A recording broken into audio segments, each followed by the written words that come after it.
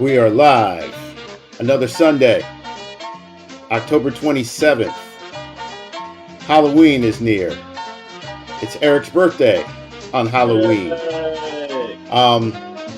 Welcome to another episode of the Shaker Heights. Experiences may vary. Today, we're bringing to the stage a man that needs no introduction. A journeyman, Mr. Rob Berick from Boulevard. I was going to say, I said fellas. Journeyman. I got cut off on musician. So good to see you, man. Welcome. Oh, let me get one more thing out of the way. Congrats to everybody who went to Sam Philpott's gathering at Eric Hansen's place, the Tree Lawn Lounge last night. I hope it was a good gathering for a good cause. And on the 30th, check out Bill McRae and his jazz trio. They'll smoke everybody in Cleveland. They will. At the Tree Lawn Lounge, run by Eric Hansen. See, we keep it all in the family. I love that. Back to you, Rob. It's your flowers right now. Welcome. How you doing? I'm good. It's surreal to talk to you in real time, Gabe, as opposed to swapping voicemails and yes, and long DM messages. Yes, and we have quite a few of those. Yes, and seriously, we need to string those together, make some type of documentary out of that. It would tell a lot about the times. Yes. Yeah. Oh, so, by the way, rest in peace, Jim Donovan, who just recently passed away. Yeah. I was wondering if the Browns had any type of recognition of his death, if they put a JD or a microphone or something on their uniforms today. I'm sure they did something at the game, and I know during the national broadcast, the national NBC folks said some words about him and put a picture up and did a little in memoriam about him. Yeah, that's one thing we're lucky in Cleveland to have had some great broadcasters. Yeah, at least one of them. For sure. Yeah. So, Rob, where did it all start? Are you multi-generational Shaker kid? Or where did you? I am. Yeah. Okay. My dad was a Shaker grad. He grew up in the Onaway district and did the Onaway Woodbury Shaker High, and then the first 3-4 years of my life, I grew up in that same house that he grew up in. Okay. And I have two older brothers and a little brother, and my older brother started at Onaway, and then when the little brother showed up, things got a little cramped, so we moved to a house in the Boulevard district, and that's where it started for me. And then both of my sons are Shaker grads. Okay. Oh. Wow. Yeah. So, yes, you're bona fide, down by law. That's right. So tell us about Boulevard. I mean, who did you run with, and who are your? Yeah, it's interesting. It's particularly interesting looking back, having had two sons or two kids go through the Shaker schools. Now they went through Mercer, and it's a different setup these days. But it was interesting, sort of clocking their years with my memory, and I remember so much about Boulevard. And that's back when you were 6 years in the same building. Mm-hmm. So that may have had something to do with it. Right. But, it's so, I grew up with Capoletti and Rob Cronin and Eric Hill and Pete Weah and Steve Ellison and Karen Merchant and the Streepy Twins I remember and them. Elise Knopf and Avril Jackson and Angie Moore. And I mean, I feel like I could pull out the photos for each year and give you a rundown on each kid in that particular class. Wow. So I was spending most of my time back then with probably Capoletti and Weah and Steve Ellison and Cronin. I know Jimmy spilled some of the beans on some of the sleepovers at Cronin's house. Yeah. And I can confirm that trouble was caused and danger was eluded on some very snowy nights when drivers were trying to exert safety and we were trying to exert our throwing arms. Those were tough winters too. 76, 77, 78. Yep. And you had to, protect the block, bro. That's right. That's right. Didn't know it then. You had to protect it. Yeah. Yeah, man. So with you have Woodbury, but it's funny when I think about you from back in the day, you were a drummer. Like you drummed, and you had the afro and you carried a pair of drumsticks. Well, yeah, I would say I played the drums. Dave Richmond is a drummer. There's a little difference. Okay. Props. But yeah, man, yeah. And did you play like in the school band or no? Tell us about your drumming career back in school. Yeah, well, I think my recollection is that you started playing an instrument like in 5th or 6th grade. Yeah. And I knew I didn't want to play a horn because it seemed kind of gross that you had to open up a valve to let all this spit come out. and I just didn't want to do that. I couldn't. Yeah. That just seemed nasty to me. And one of my older brothers played guitar, and I wasn't going to play what he played. So I started playing drums. And I think what happened was that we were I announced I was going to play drums. And then a family that we lived nearby where we summered in Massachusetts, their kid had a snare drum. Mm-hmm.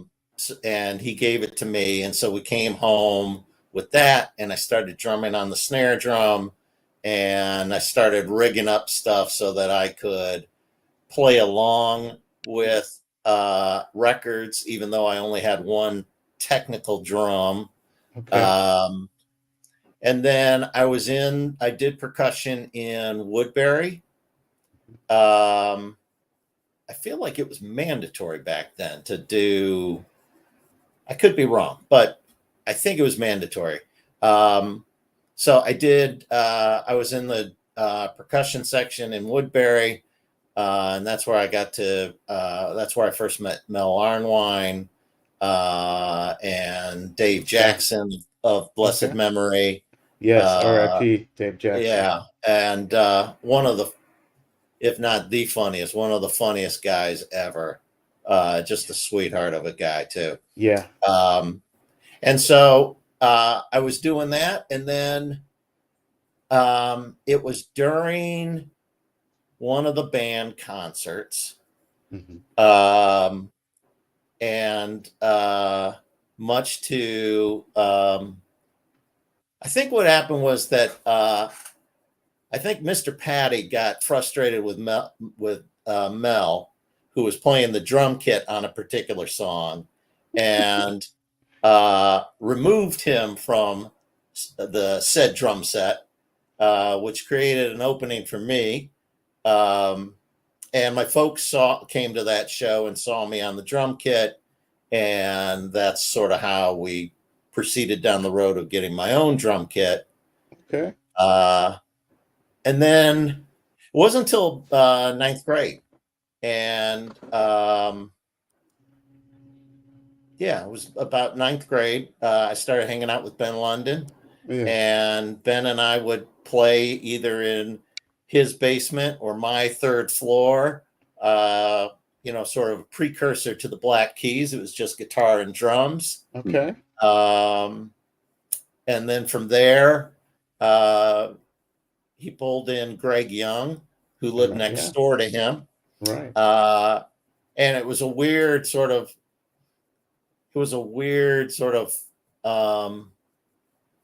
kismet kind of thing, because I had grown up with Greg Young when I was really, really small.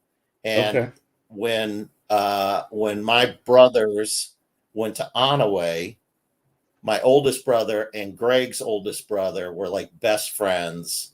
And so Greg and I, as little, preschool kindergartners, would just be roughhousing at Shaker Boys League games, rolling down the Byron Hill behind home plate together. I remember that. Yeah.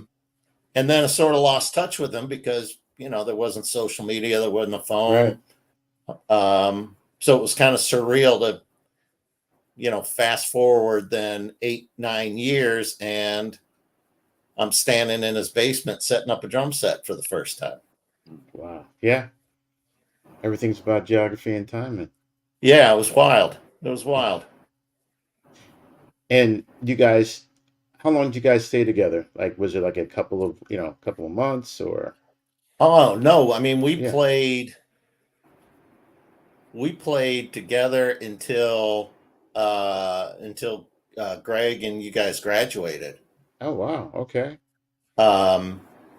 We had some lineup changes along the way, but yeah, we played together, and then we decided that it was really weird for a guy who played the drums and sang to be playing the drums and singing when there was an actual drummer in Dave Richmond sitting right there in the room. So we said, well, wouldn't it be funny if we all changed instruments? Mm-hmm. And that way Dave can play drums, and that's how we sort of went back to our roots playing punk. We started off playing punk because we couldn't play anything really. And then we got more technically proficient, and we're doing things like Tom Petty and the Romantics and Stones and and the like. And in some ways the better we got, the less fun it was. And so when we changed instruments and went back to playing Ramones and stuff like that, it was sort of a nice way to end our high school career. So at that time, go ahead. Were you doing gigs? Yeah. We played. It's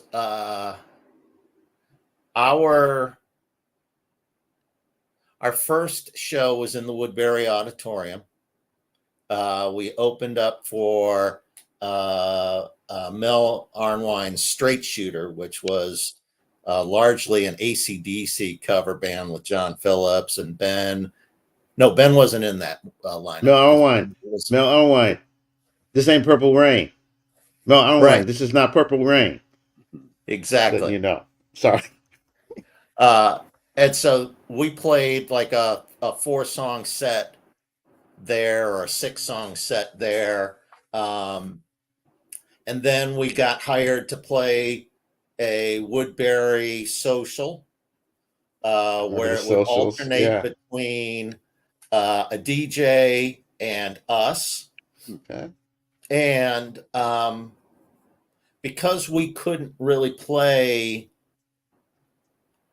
very well, we really leaned into the idea that it was going to be a punk rock social.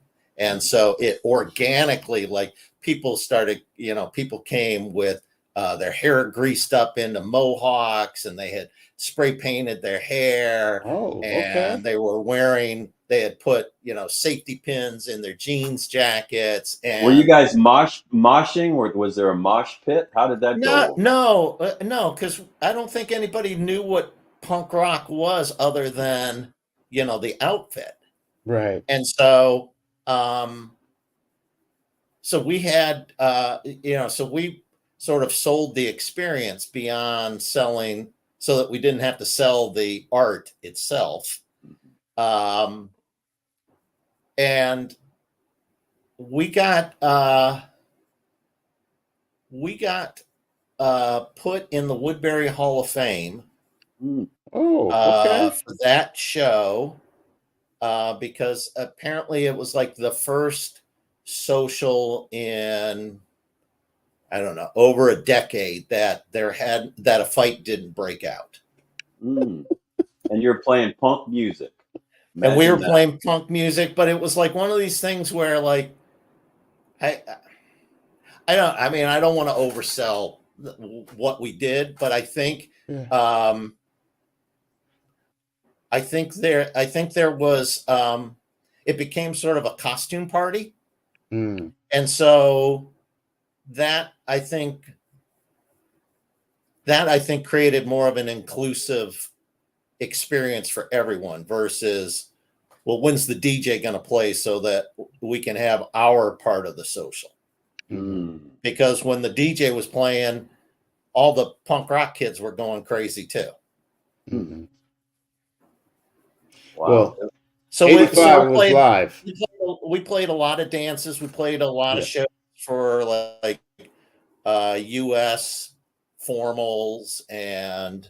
Now this is something I've never asked. Were you guys getting paid for this? And did the school pay you? We were. It wasn't much, but we did get paid. I think that's why we got the shows we did, because we were highly affordable. What's affordable? $20, 30, 50, 100? Yeah, I think for the, I want to say for like one of the Woodbury socials, we may have gotten $40, $10 each. Okay. And that goes a long way back then, I guess. Yeah. And then I think for, we did some, I think it was for a private school. I don't remember what the occasion was, but but we played at the Cleveland Skating Club. You should have gotten big money for that. That should have paid. Yeah, I think maybe we got, $200 or something. You were playing. Wait a minute. Let's think about that. At the Cleveland Skating Club. Yeah. There was a punk band of a bunch of kids playing. What was that crowd like? What were you? Well, it was it was some private school dance. Oh, okay. Okay. Yeah, it was some private school dance. And, by that point, we weren't playing all Ramones at that point.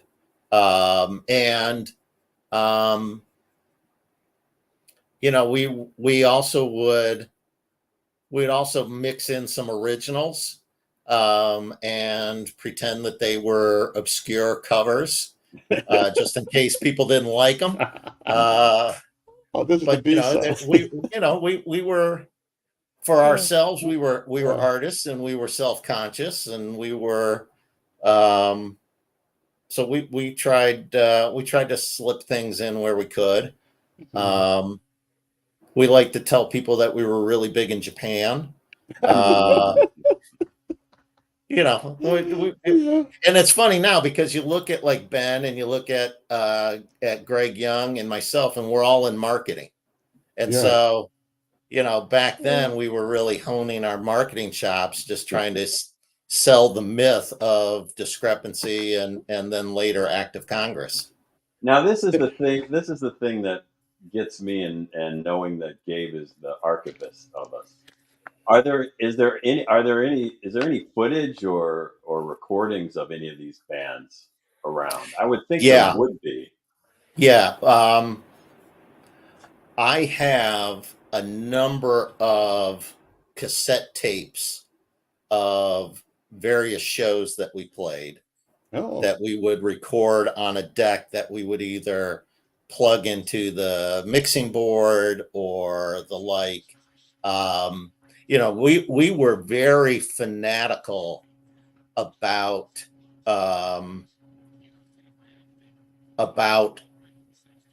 this was back when there was no internet to get the lyrics for songs. I mean, you literally had to move the needle back and let it play, and then you'd argue, what do you think he said? And then you play it back. And so we were fanatical about we recorded every band practice that we had so that we could listen to it during the week and figure out what was working, what wasn't. We would rehearse Friday nights.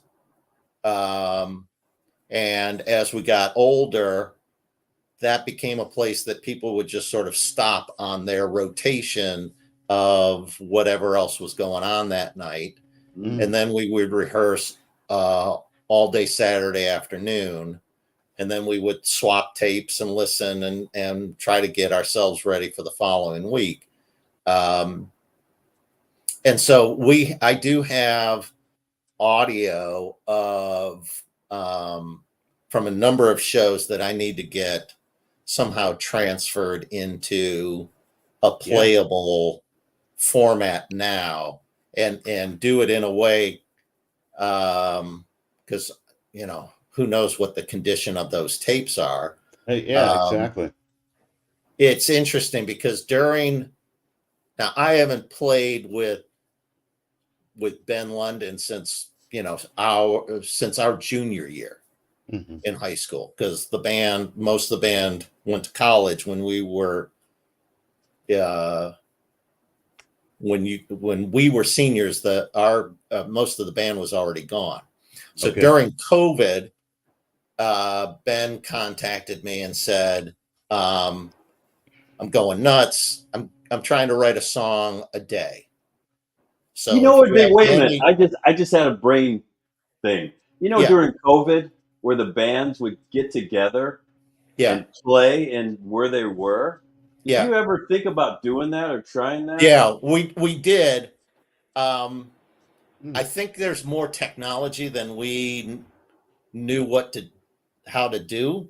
Because the delays. But what we did was, so Ben said, if you got any lyrics or anything, send them along. And I said, okay. So one day while I was out walking the dogs and crossing the street, when anyone got within 500 yards of me to keep my social distancing, like I started just singing these words and got the dogs home and I typed it all out. And as I'm typing, I'm writing the next verse and, and so I sent it to Ben. Didn't give him any sort of direction, just said, hey, here's some lyrics. Let me know what you think. Feel free to adjust, etc. He played the guitar and bass, wrote that. He sent the file then to Dave Richmond, who added the drums. And it's surreal because when he sent it back to me, it was almost exactly what I had heard in my head without me even telling him. Oh, man. And I was like, oh, that's really weird that those sort of embryonic connections that you make with someone who you play with, that you don't even have to say something. You just give them a look and they know where you're going to go. Yeah. It was, that was one of the best things about COVID, about that time for me, was getting that song. It was a song that we had always had the name for, but never actually wrote, because we would come up with like these fake names of records and lead singles because we were big in Japan. So we had to talk about what single was big in Japan at the time. And so it was really weird to, 40 years, whatever it is later, to actually have the song that was charting in Japan written. Did you guys make flyers back then? Did you do any of that? Yeah, we did. Like especially when we were doing things like the Square Affair, or we were playing at something that was more of a big communal thing than a private dance that you needed Do those a exist? ticket for. Did you have an artist, like a specified artist, maybe like a Monica Gannon? I could see Monica Gannon doing those. No, that's a good question. No, we didn't. Shout out to Monica. Yeah, shout out to Monica. No, we didn't. It was usually, I mean, Greg Young had the coolest handwriting out of all of us, so we usually just sort of deferred to him. And Doug Klein's dad was in the print business, so he could take that and then, get he could clean it up a little bit and get us, 100 copies of something. Does any of that material still exist? Yeah. Okay, I have. I gotta see that. I gotta see that. Yeah, I will scan some stuff for you guys. I have a pretty nice 3-ring old school photo album with different pictures from shows. It was, you needed to know somebody with a camera back then. It wasn't just on your phone. But we have I have that stuff. I have stuff from like the Woodbury newspaper talking about the punk rock social was a huge hit article. I got interviewed by oh man, what's her name? Jane.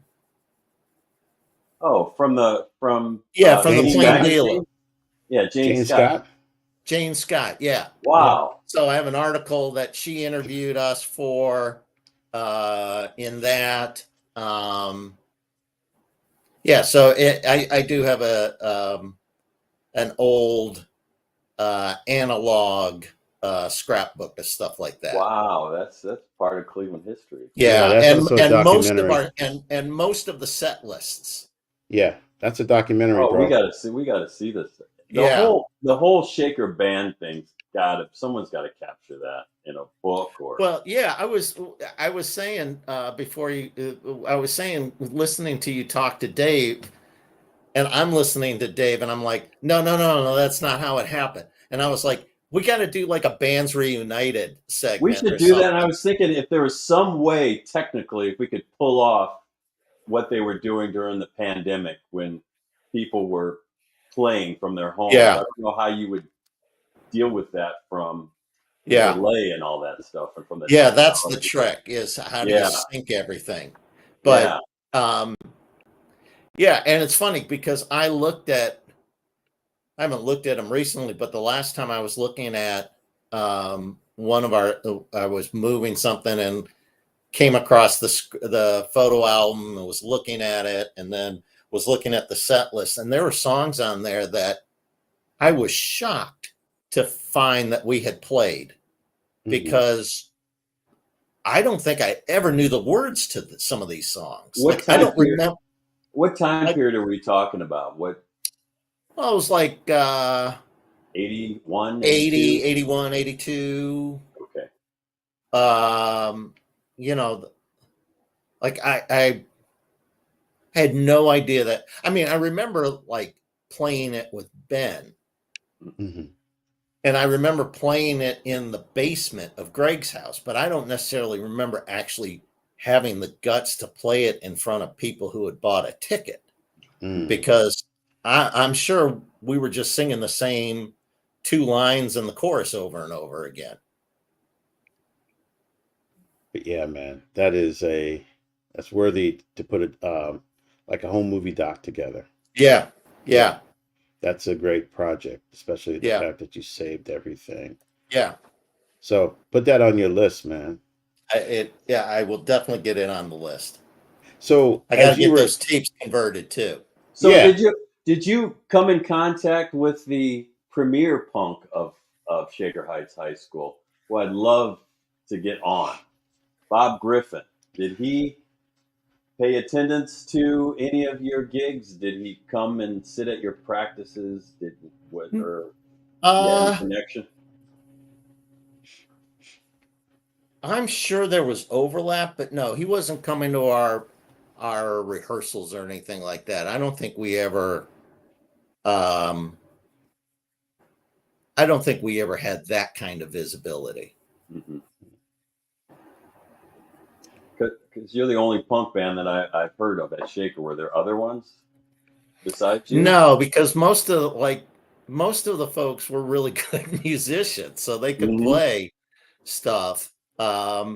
We had to sort of work our way into it a little bit. We needed a longer runway, so we stayed with songs that only had like 3 chords. Okay. So in the midst of all this, I mean, because it seems like you guys were, with the discipline and stuff, you guys were gigging really hard about that. I mean, how were you juggling with school? And like, was there like a thought of like what the future was going to be like, besides music, besides music? Yeah, I think in our minds, I don't think any of us really thought about, well, what if we didn't go to college? Mm-hmm. What would happen? And I think school was really like, for us, it was more like Monday through Thursday, like just keep the grades, keep the attendance, and then starting Friday, it was all about the band. I think if we had been all in the same year, it might have been more tempting. But two or three guys, given which band and which configuration, we were a year apart. So there was only so much we could have done because we still had to graduate, or 2 of us had to graduate, and none of us were going to drop out of high school. Like that was never going to be an option with our parents. I mean, I joke, but it's not really a joke. I mean, I was sort of raised like a veal, so I got to. I mean, going out to band practice was like the big freedom for me, and I'm sure a lot of it had to do with the fact that my mom went so far back with Greg's mom, and so I think if we had been in the same class, there may have been more talk about, well, what if we got into school but then deferred enrollment? Right. Greg and I joke, but we're not necessarily kidding, but we joke about all the things that have happened in music since that we, as 10th grader, 11th grader, senior, always talked about doing. And so we're like, we take credit for MTV Unplugged because Greg and I had this whole idea that we were going to start doing to supplement the bigger shows. We were going to start doing acoustic sets at all of the Arabicas in town. Okay. And and so in our minds, it's like, yeah, we invented the whole Unplugged thing. We were live from Arabica,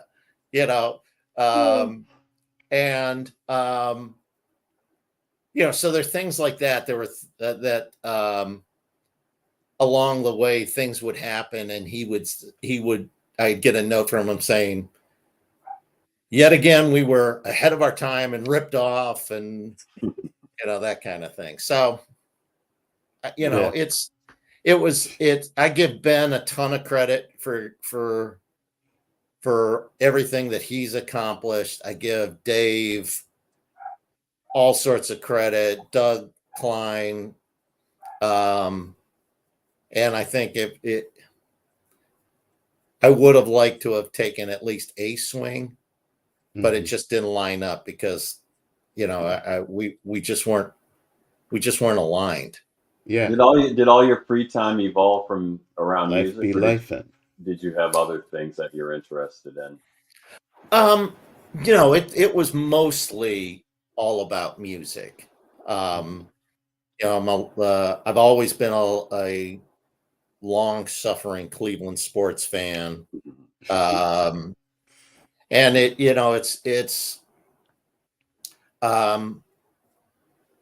when I was a kid, I had a learning disability, and it was discovered late in elementary school that I didn't really know how to read.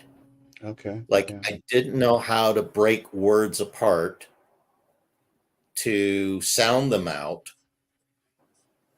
So I was just skipping words if I didn't recognize it. Mm-hmm. And, by the time you get to 5th or 6th grade, you're missing out on a lot of what you're reading because there's a lot of words that you're skipping. And so I think because of that, I've always trusted my ears more than my eyes. And so the music stuff always kind of felt more comfortable to me. Because if I could hear it, I could do it and I could understand it and I could trust what I was hearing. Right.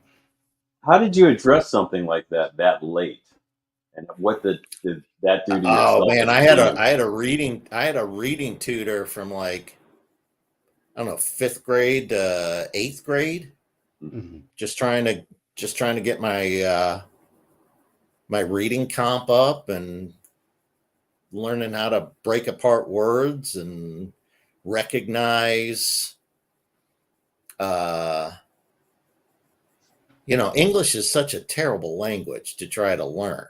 Yeah. I mean, it's just awful. The amount of words that are spelled the same, that are pronounced completely different, but have similar. Houston. I mean, it's just terrible. So, I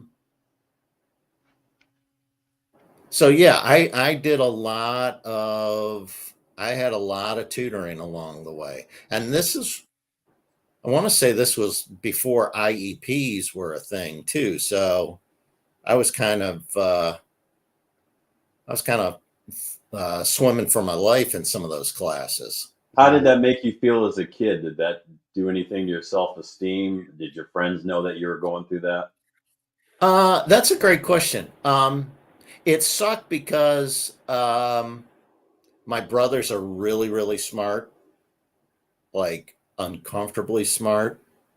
So I kind of felt gypped in that regard. Like, wow, 3 out of the 4 of these guys are they're doing pretty well here, with the academics, and I'm bringing the household grade point average down here pretty significantly. And it would suck too, because when I would get to junior high or high school, and the teacher for the first roll call would call out my name, and I would say, here, they'd say, "Are you Dan Berick's little brother?" And I would say, "I am, but don't get your hopes up." Oh, well, because yeah, just a different kind of thing. As for my friends, no, I think they knew. I assume they knew, because at least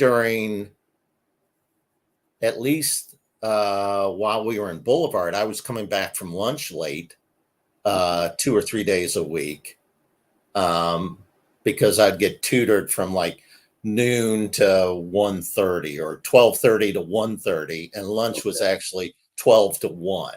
Mm-hmm. So I'd run home, have lunch, and then get ready for the tutoring. Okay. I was comparing it to my experience when well, I started school a year early, but I wasn't strong in math. So I was ducking in late into a classroom at Shaker and taking like 10th grade math when I was in 11th grade, so no one would know. So I was Right. just seeing if that affected you in the same way that it affected me, because it was high stakes. Your reputation was based on your academic performance. At least that's how I felt. Yeah. Yeah. I mean, it was, it took a couple of D-minuses before, my folks were ready to, admit to themselves that AP English was probably not a good call for me. Wow. You You did that and well. yeah, and now that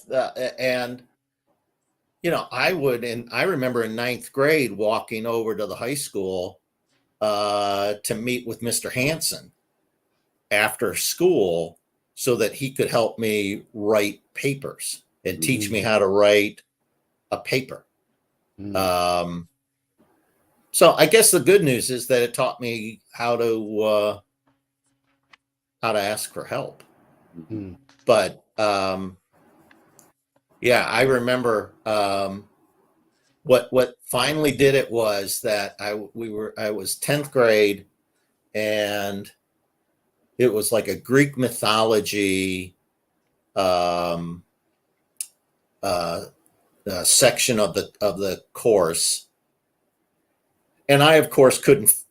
I still didn't trust myself to sound out any of the long names. So I just called I could tell the stories, but I called them by their first initial. And we had a pop quiz, and everyone on the quiz first name started with the letter A. And I was like, that must have been the Iliad. That must have been Homer. Could have been. Yeah. I don't know. I don't remember now, but I remember looking at that test and saying, I'm screwed. I know all the stories. I don't know which one is which, though. I remember feeling pressure about asking questions in class because kids were ruthless. Damn, don't you know that, or didn't you listen? Yeah. I mean, that was some brutal shit coming from Montessori school. Yeah. Nurtured, and there it's like, man, it was dog eat dog, and kids were cruel. Kids were cruel. But you know what? It's there were certain teachers though that knew how to herd the rabid animals that we were. Mr. Hansen being one of them. Like there was he always controlled. He always somehow got a meaningful conversation out of the class, and I can't think of the guy's name, but he was the Latin teacher. Oh, Mr. Burke. Yeah. Yeah, I took 2 years of Latin. Yeah. He was another one that somehow kind of held the snide remarks at out of harm's way for somehow he had the touch. You want to hear something funny, and it's very timely right now. So I was taking the Latin class, first language, and of course it's not a language; it was a dead language. And I had no idea what Latin was. I just didn't want to take Spanish or French or German, what have you. So Mr. Hoffman said we could do a mural, and I said, well, I'll do a mural, and I'll ask Mr. Burke if I could do a mural, of a Latin ball player, Fernando Valenzuela. So he had to explain to me that Latin was did not mean Greek. Right. So that's I don't know if I did that a bunch in front of people, but I did that. I think it was before the class really started, but that's amazing. That's what I equated Latin with. The Latin, I was really interested in baseball. Right. So I was going to pick Fernando Valenzuela in his. I love. That's amazing. That is shout out to him. R.I.P. Right on the eve of the World Series. So they need to win it then. That's they need right. to win it for Gordito. All And right, the funny Rob. thing about that is another thing I have to bring this up. If you know the history of Chavez Ravine, what they Yeah. leveled to build that, and then how really important Fernando Valenzuela's presence was there. They dismantled a Mexican community Got to pictures, raise that black and white stadium. pictures. So that's a story within itself. That's America. Let's put it that way. Well, yeah. I mean, isn't it? I thought I read recently that that the presidents are carved into a sacred mountain for the native the indigenous people. Oh yeah, that would be called Mount Rushmore. Yeah, but that was like sacred. Yeah, Yeah, the Black Hills or something like that. yeah, Yeah. yeah. Yeah, Nice. man. And we still use it as a symbol of when we talk about the greatest of a sport or what have you. Who's Right. your Mount Who's your Mount Rushmore Rushmore? of? Yeah. And Right. we here's another thing. While I was watching the Indians play, or the Guardians, I'm sorry, it pissed me off to see the fans still wearing Indian paraphernalia and holding up Chief Wahoo heads and signs. Yeah. That just made me feel really embarrassed on a national level because it took Toronto to not permit the Indians to wear Chief Wahoo on their uniforms when they travel to Toronto to play. And that still sticks in my Yeah. gullet that it took that. Yeah. And people are just being like fucking disrespectful, still wearing those Indians jerseys to that. And I'm pissed. I wish they'd have named them the Yeah. Spiders so the logos and the colors weren't the same. Yeah. So that we could disassociate Yeah. those they're too close.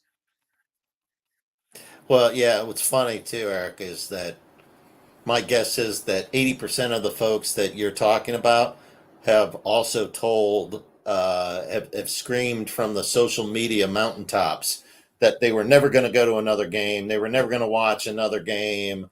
The team is dead to them. And yet viewership and attendance is at all time highs. Of course. Yeah. Yeah. Anyway, I digress. Sorry. It's I No, go off on that's all right. tangents, It's but I that figured that time. they'll relate. Yeah.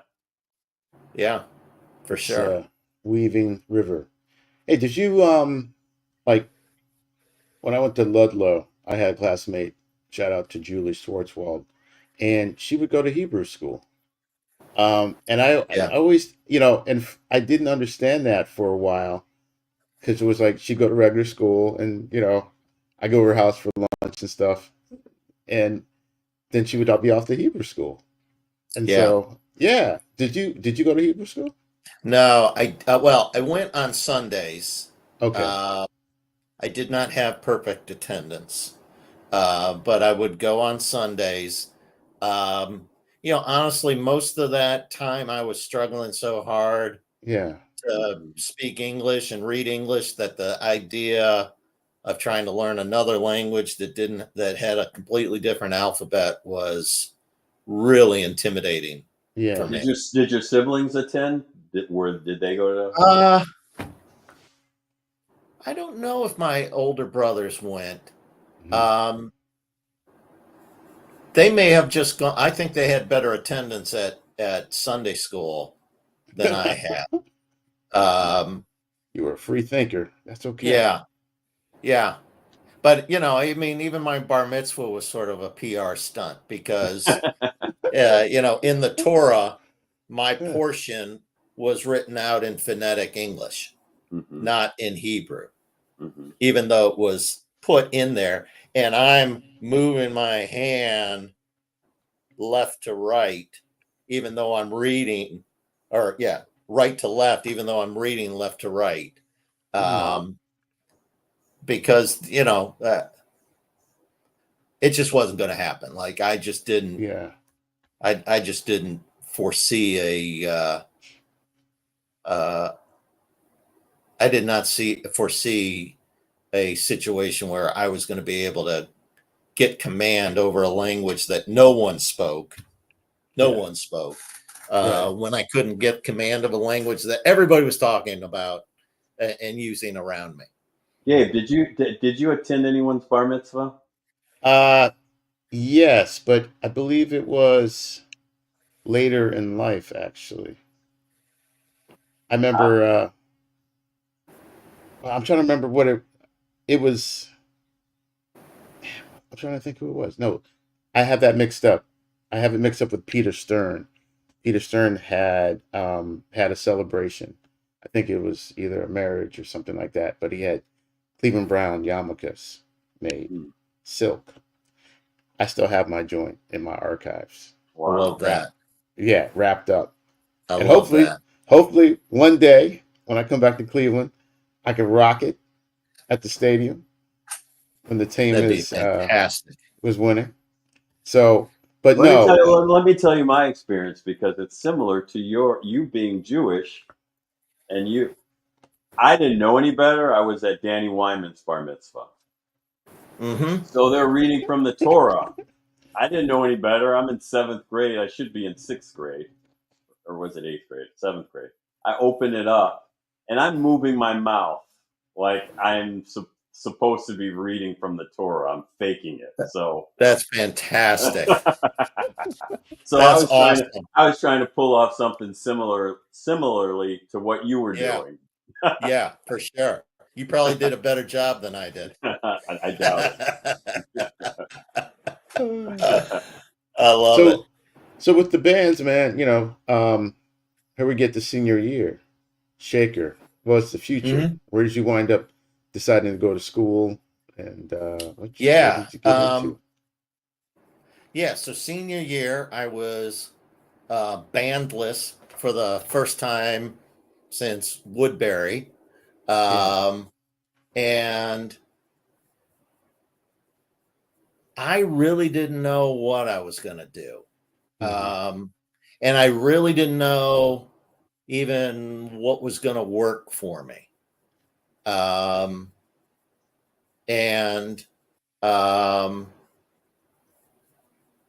I remember working with David Sudak's mother of blessed memory, because she did like college counseling type stuff. So I would talk with her, and we would talk about things that I might be interested in studying, and looking at different types of schools, and then big school, small school, private school, state school, in-state, out of state, like just trying to come up with some kind of playbook of how am I going to analyze this stuff. Mm-hmm.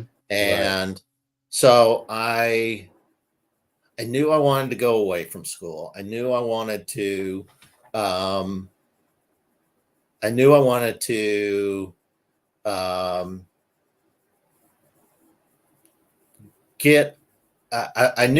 to be or meet folks beyond sort of my current ecosystem. I think I knew enough about that Shaker wasn't necessarily the real world in a lot of ways.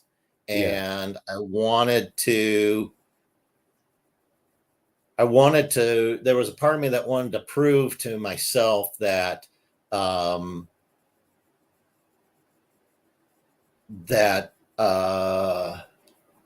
it's sort of a combination of that the real world isn't that far away from Shaker, and that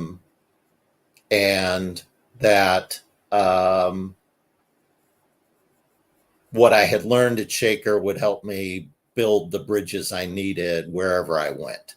And so I applied to Wisconsin, Indiana, University of New Hampshire. It's real cold. Ohio Wesleyan. Okay. I went to visit Syracuse, but then didn't apply to Syracuse. And I applied to St. Lawrence University in upstate New York. So let me ask you this. So how Yeah. did those fit into that framework that you just described about it fitting into the world that you were familiar with? Were they diverse environments? What Yeah, was I it think about I those think some places? yeah, I think it was a combination of because I didn't know what I wanted to study.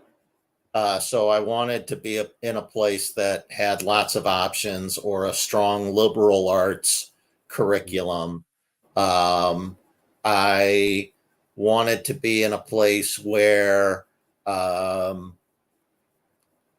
wanted to see at least the difference between uh, being in a magnet um, for a Midwestern kid versus East Coast kids. Mhm. Um, and I think some of it also had to do with, um, my brother went to Kenyon.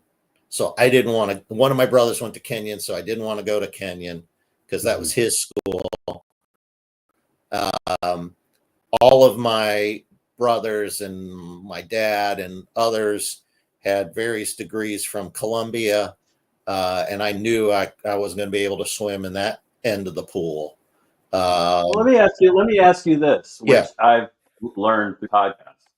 So a lot of the black students ended up at HBCUs, historically black college university. Hmm. Was there any um, what did you have that in mind? Because I'm wondering now. While we're in school, does anyone know that Billy Abshaw out there? Do you know what the out of all the white students at in Shaker school system, what percentage of them were Jewish? I'm wondering about that. Oh, I don't I don't know. have statistics, and I'm wondering if I don't know. that was part of your decision making because the adjacency or being familiar in the Jewish community, if that meant anything to you, and did that make a difference in what schools that you were choosing to go to? Yeah, I would say that at the time I didn't think it would matter. That was part of the blind spot I think that Shaker created for me was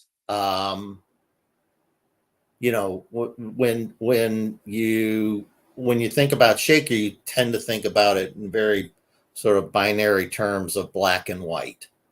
And so when I would summer in Massachusetts as a kid, and I would see like all the craziness that was going on about busing in Boston at the Mm-hmm. time. I mean, I couldn't it I felt like I was in a different world. Like it just didn't even make sense to me that people would have that hard a time going to school with black kids. And so, growing up in Shaker, I was aware that I was Jewish. Mm-hmm. Um, I know, um, so there were those awkward times um, in elementary school where I was invited not to have to sing a Christmas song at the Christmas program if I didn't want to, and feeling really like, well, why are you asking me not to sing? Like everybody's singing these songs. I can sing this song. Um, You know what's funny? Most but what of I those songs were written by Jewish composers. Most of your right, holiday right, songs. exactly, right, The irony. exactly, yeah. So to me, I guess the bubble to me that really didn't the bubble that I didn't really appreciate until I went to St. Lawrence was that the world, in the world of Shaker, there was room for variances. Mm-hmm. And I assume, based on some of the conversations that I've had in recent years with kids that I grew up with in Boulevard, this was a couple of years ago. A girl that I went to school, that I grew up with, Angela Blount, who I've known since probably kindergarten, asked me if I thought I was white. Did I consider myself white? And we had this whole interesting conversation about, because I present white, do I consider myself white? And what I told her was, I don't know Angela Blunt. Is she perceived black, or what does she present herself? Yeah, no, she's black. Okay. And it was around the time, it was like around the time that Mike Brown was murdered in St. Louis. Yeah. By the police. Okay. 2013, 2015. Yeah. And so we were talking about it, and I said to her, it doesn't really matter what I consider myself to be. White people don't consider me white. And that was like a really hard aha moment for me, going to sort of an East Coast preppy private college, was realizing that that there was more to the Shaker bubble that made life comfortable and nice for everyone, that I didn't realize I was benefiting from. And to the point where my sophomore year, I ended up living with this black kid from the south side of Syracuse who was a basketball recruit, just because that's who I felt comfortable with. Mm-hmm. And it freaked everyone out. Mm-hmm. Because they're like, well, Rob doesn't even play basketball. How does he know Terrell? Right. I'm like, what does that even mean? Like, yeah. Do you hear yourself? Right. Yeah, cognitive dissonance. Cognitive dissonance. Like music. Especially if you played a mixtape that had rock and hip hop on there, and people look at you, or you knew about. That's just strange perception wise, because I wouldn't pull you out of a crowd and say you're definitely Jewish. I mean, people do that to you. Well, it wasn't something that I think, I mean, it wasn't anything that I hid. Mm-hmm. So, my roommates knew I was Jewish, and then, so it just sort of became, it wasn't that I was getting, it wasn't like I was going through anything on campus like the Jewish kids are on campus are going through right now. But I definitely felt the difference. Wow. Or felt that I was different. Mm-hmm. And it wasn't because I was from Cleveland. It wasn't because I went to public school. It's because I was Jewish, and I hung out with black people. Yeah. I mean, it's just insane. And I think that's one of the things too from Shaker. Like, when I think about Shaker,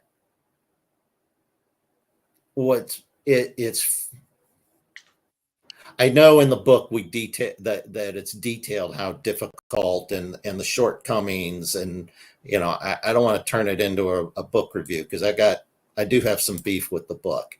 Well, let's talk about that too. Well, I want to hear it, because I would say the stuff that was happening in the classroom. Well, let me take a step back. Because I was in for the first time in my life, I was in a book club about this book, and the other people in this book club were all advanced placement. I think I got invited in because I'm still in Shaker. My kids went to Shaker, and I went to that fateful community meeting to talk about the incident with the teacher. Okay. So we would talk, and these were all classmates of mine, and I would hear their versions of their Shaker experience, and from being in, the Black students whose parents had to really advocate for them to get into the level 5 classes, and the white kids talking about how there was always the same 2 or 3 Black kids that they knew in all of these classes. And what I discovered in that was that I traveled at a very unique altitude within Shaker, where I wasn't in the remedial courses, but I wasn't in the advanced courses either. And so I was in this sort of middle class, and all of those classes were diverse. Yeah. And so I never looked around and thought, I'm the only white person here, or I'm the only Black. So I was completely blown away and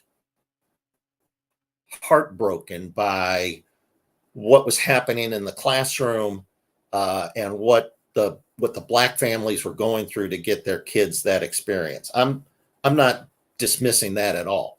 Where I think the book misses is all the good stuff that was happening in the hallways in between classes. And all the good things that were happening in the stands, and all the good things that were happening over the weekends.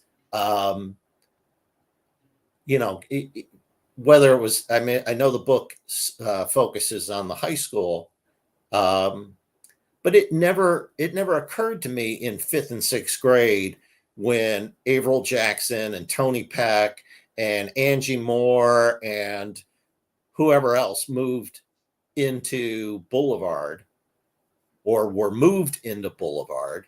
It never occurred to me that, wow, all the new kids are Black. I just thought, hey, we got some more guys to play kickball. Like, it just didn't.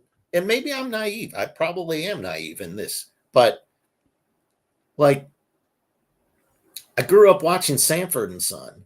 I didn't think I was watching a Black show. I was watching a funny show. And when we would go to school, we would talk about it because it was a funny show, just like we talk about Welcome Back, Kotter. Like, I grew up watching Good Times, A, because Thelma, and B, because it was a funny show, right?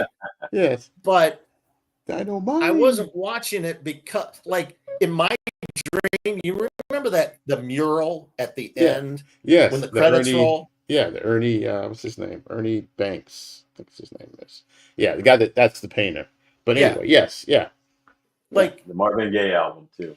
Yes, right, exactly. So, like, we would always talk about, we being the kids, about how cool it would be to go to a club like that. Yeah, yeah. And it was like, and we always thought that if we could, like, as we got older, we always imagined that that's what was going on in the Togo Suite. But the Togo Suite. You know what I mean? But it wasn't because commercials. it was like a Black part. You know what I mean? It was like, because it's a funny show. Like, yeah. Like the kids in Shaker were listening to hip hop and rap and rock on the same mixtape long before Aerosmith and Run DMC got together. Yeah, true. And so that was like that's what was so jarring to me when I got to college, And having been to, I didn't go to the last reunion, but the one before that, I remember talking to Yolanda Brown at a dinner, and we were talking about the world around us and the shaker bubble, and she was saying, like, yeah, I get it on my end too. Like, my cousins can't believe the affection that I have for, the white kids that I grew up with. Like, in their mind, these cousins, they're same age but from a different city, and it's like you don't mix outside of your block. Yeah, right. And she's like, I can't even explain it to them, that, like, there's no way for me to even explain what my growing up was like with white people, because it was just, are you cool? Right. Do you watch the same shows I watch? Does your older brother or sister have the new Ohio Players record? You know what I mean? Like, yeah. So that was a rude awakening for me. I know we'll get to this later on, but I just really want to dive into your world view right now, 9 days out, and from your perspective of how you saw things as a kid growing up in Shaker in an integrated community, and which is the impetus, at least from my point of view, for doing this show, to be quite honest. Looking at Browns, by the way. There you go. They won. They won. Yes, 29-24. Wow. Yes. Jameis Winston went 27-41 with 334 yards with 3 TDs, no interceptions. Yeah, what do we do with Watson now? But anyway, yeah, that's rewind. Yeah, that's part and parcel, especially from your point of view, and how we, from our perspectives, coming through from where we stood, being Black and Jewish, and seeing where we are at this time. And wow, it just, couldn't even, I'm so nervous. I voted yesterday, the earliest day that we voted voted. a couple weeks ago. And I'm really fucking nervous. Yeah. Hey, I mean, look, today, Madison Square Garden, I posted on it. It's the fucking remix of the Nazi gathering. The Ku Klux Did you hear that? 39? What was that, 39 in Madison Square Garden? Yeah. Mr. Trump. Wasn't there, I thought I saw right before I logged in to talk to you guys, that there was a speaker that said, I don't normally speak at Nazi organizations, but I thought, what the heck? I'd come over and talk to you. Like, called the crowd Nazis and got a cheer. Oh my gosh, man. See? Yeah. I was supposed to work the polls, and I deaded it. They wanted me from like 6 a.m. till 9 o'clock at night. You know what my job would have been? It would have been delivering the voting results to the main facility. Oof. And I was like, nope. Unless you're going to give me a Brinks armored car and a squad, because I don't know who's who out here. Yeah. And I'm in the spring, the Silver Spring. So but still, there's a seething. It's scary out here. It's scary. It's in the tree line. Yeah, I'm in my wife is not Jewish. We decided long ago, before vows were exchanged, that there would be plenty of opportunities and she's from she grew up in North Carolina. Okay. went to school in South Carolina. I said, yeah, I said, long story short, we decided that it would, that despite the fact that technically it wouldn't matter, because she is not Jewish. So in the most stringent definitions, our kids could not be Jewish, that we were going to raise them with the Jewish faith. Mm-hmm. And I would say over the last year, I mean, today is the, I forget, 5th or 6th anniversary of the shooting at Tree of Life in Pittsburgh. Right. But within the last year, it's been the first time where I thought, would it have been safer for them if we had raised them Baptist like their mama? Yeah. I've never second guessed our decision until this past year. But, I also think it goes back to how that is expressed. You know what I mean? Oh, for sure. Yeah, in that way. And then even within, the Baptist and the evangelical, and how that has turned into this other thing. And,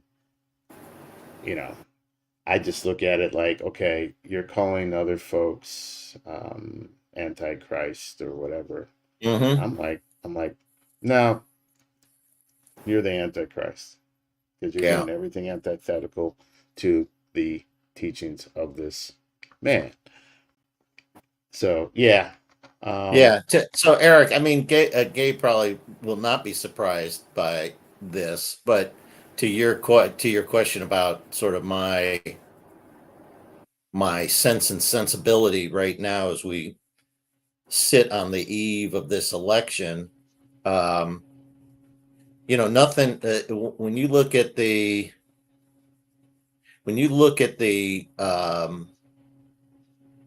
far right and the far left, whether you want to call them radical or not, but when you look at the far ends of the spectrum, it's much more like a horseshoe than a straight line.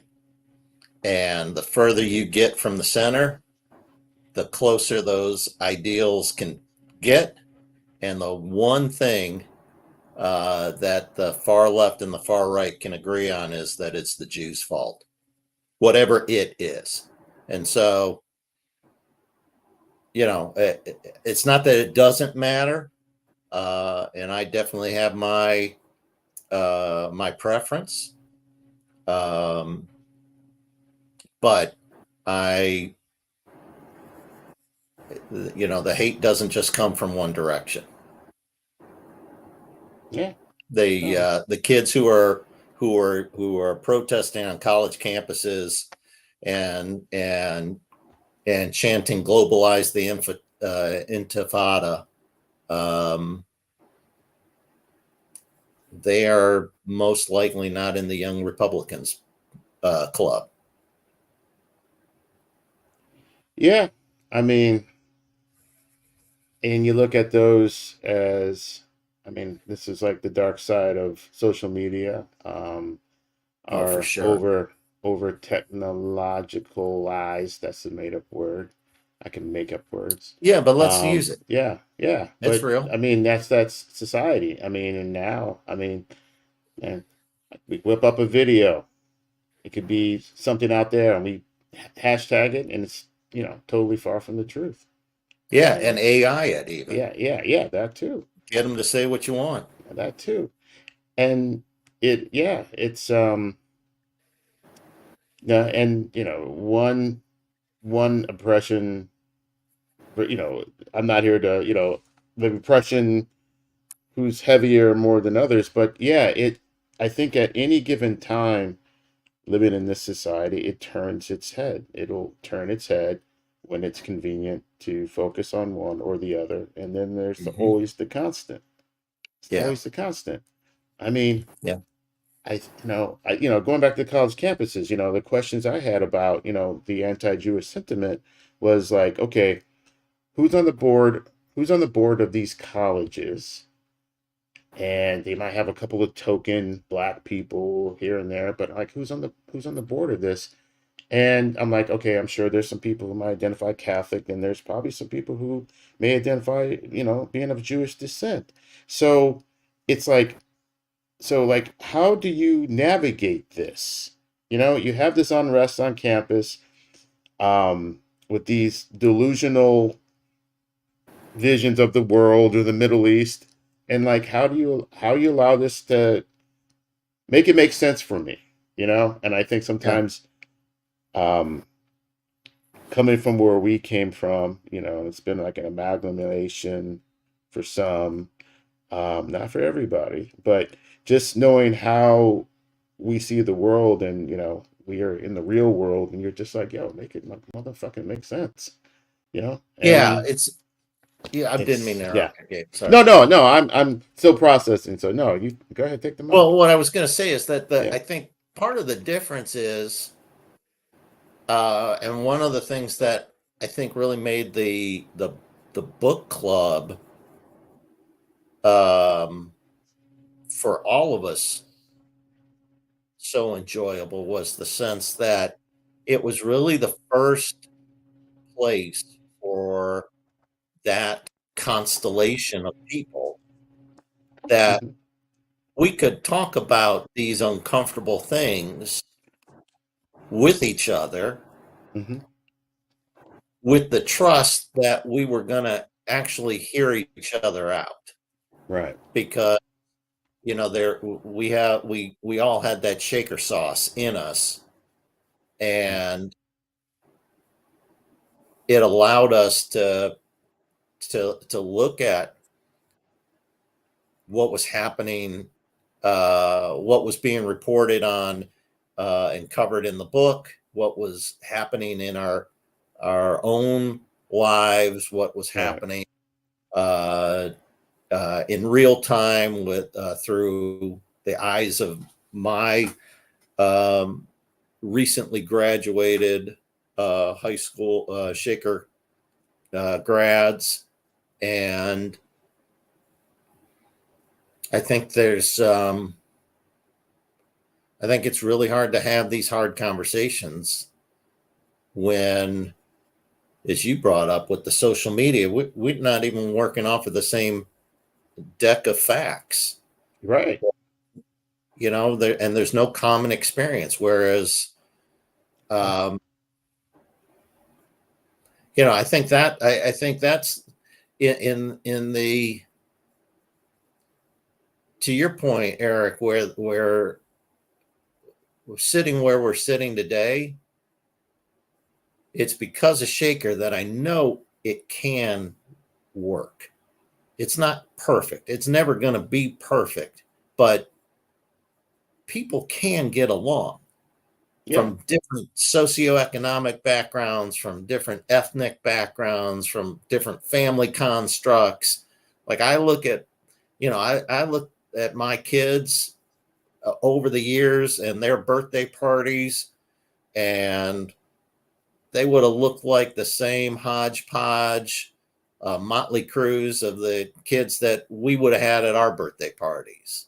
Hmm. And, um, the only, the real difference, I think, between the kids that we were growing up with, and the composites of uh, Black, Asian, Hispanic, Jewish, white. Um, I think that the thing that's I marvel at is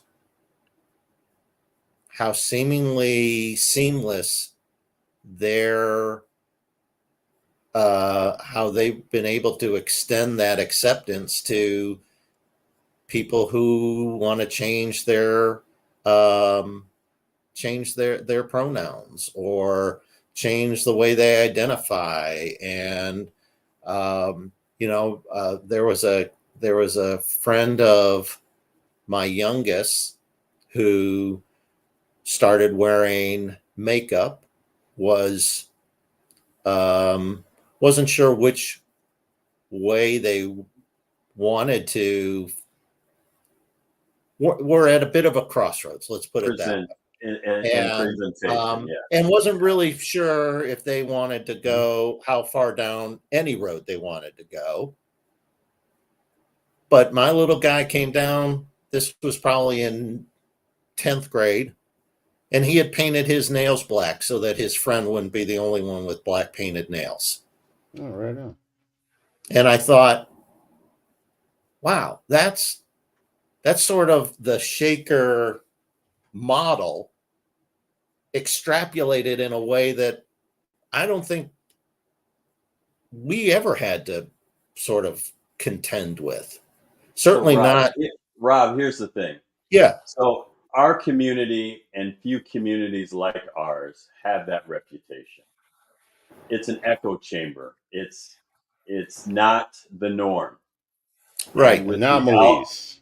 with the algorithms and with the unassuredness of what is truth and what's not truth and what is people are getting away with is creating a lot of fear in my gut and seeing the inevitable, because of, even if, for instance, the outcome of the election goes our way, we're still fighting the structure of what might or could inevitably be an outcome that we would not be happy with.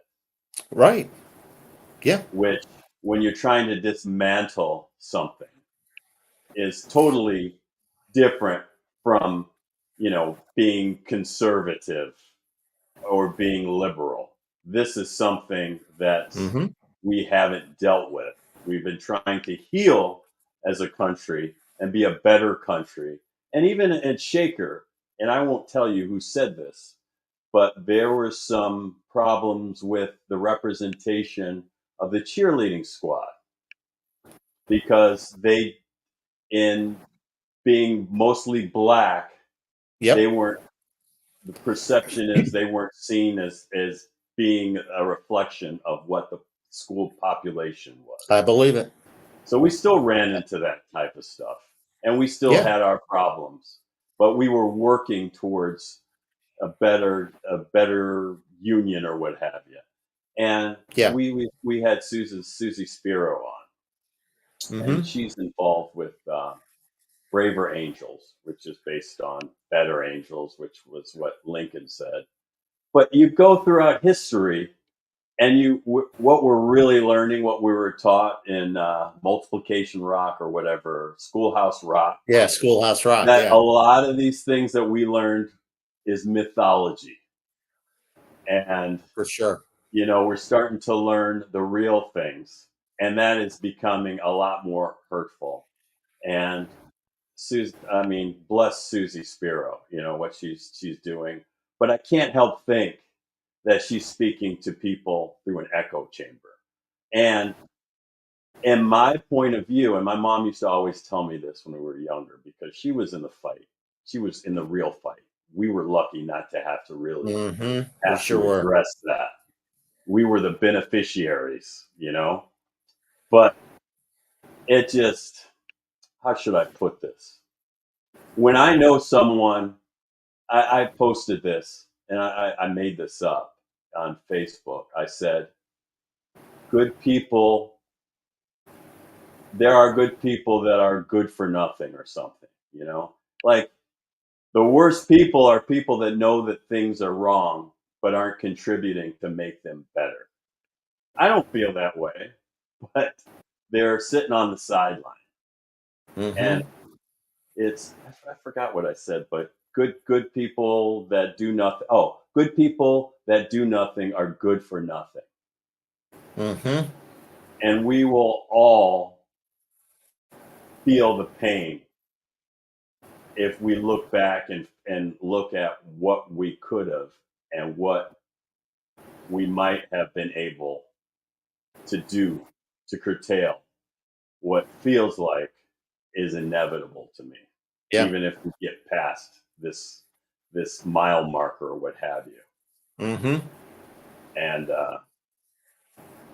Yeah, And I I agree. have black friends that say, well, I just want this fucker just to go downhill so everyone can suffer. But once democracy is gone, I don't think you could ever get it back. Yeah. Are we living really in a democracy, for devil's advocate's sake? Because some of this stuff sounds very idealistic, but it's not the reality that we're It's living not. in. It's So, not. But yeah, for me, I'm more of a pragmatist about it. And yeah, sometimes you do need to level the foundation in order to build a new one. Now, however that goes down, because yeah, I've said something like that to some extent. Like, in some words, yeah, you got to level the motherfucker, you know, like Kurt's Apocalypse Now, calling the airstrike. Just like farming, you have to raise the fields and then plant anew. Now, however that goes down in our current society remains to be seen. We hope that your children, those who have children, that you don't have to deal with that, or they don't have to deal with that. But we're on a timeline. And so whatever's coming down the pipe, mofos are going to have to be able to figure it out, because not a lot of us, not everybody's going to make it, but you're going to have to fucking figure it out. And there's going to be a little discomfort. And there is discomfort with change, and freedom ain't motherfucking free. So wherever point we're trying to get to, yeah, we're going to go through it. And the people standing, yeah, those are the real ones. So, yeah, as they say, buckle up. We all ain't going to like it. It's going to be, whatever that is. We don't know. It's in the tree line. But if we want to get by and set an example for others, you better figure it out.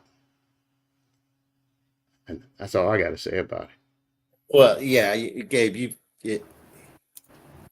I'm not Yeah. I'm not surprised by your thoughts on this. As you know, we've gone down some of these roads before, but We should I release the think tapes. we should. We should. I think we have to go through some security clearances. Yes, that's true. so That's is this a true. point? Is this a point counterpoint, or what is it? No, what I was going to say we're all is speaking that, the same language. well, yes, and I think Dialects. part of what's missing is that how do I want to say it? We may not all be in the same boat. Yeah. We are definitely in the same storm. Yeah. And I think where some of the dialogue, the grander conversation has gone awry is our inability to appreciate what others are going through. Yeah. And it's just, I'm right and everyone else is wrong. Right. And nobody has it like I have it. And yeah. I think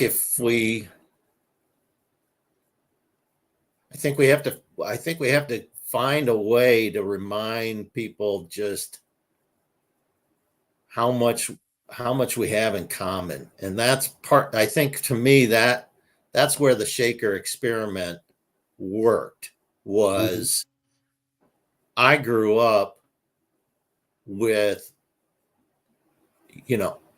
anybody and everybody, and we could all agree on Thelma, and we could all agree you know what I mean, like, yeah, it didn't matter, like I felt like there was this understanding that we were in the storm together. May have been in different boats, but we had to get to the next port together or we were going to lose people. Right. And I think what makes this unique, to use that word, for you and others out there known and yet to be known, was you made an effort. You made an effort. You made an effort to reach, connect with somebody that didn't look like you and get to know them in a meaningful way. You made an effort.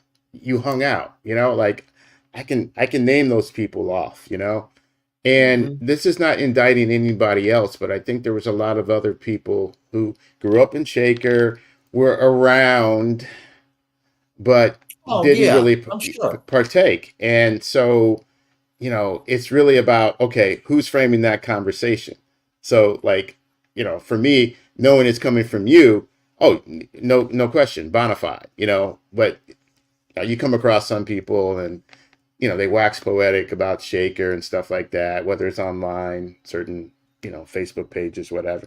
But then you see like, okay, but did you what was that Shaker experience? And there's layers to it, of course. And so, I'm not saying one is more lesser than the other, if that's your thing. But I mean, a large part of it was driven by innate curiosity to your fellow human being, commonality, like you're saying, connecting and stuff like that. Other people, man, they just were just, yeah, it's over there.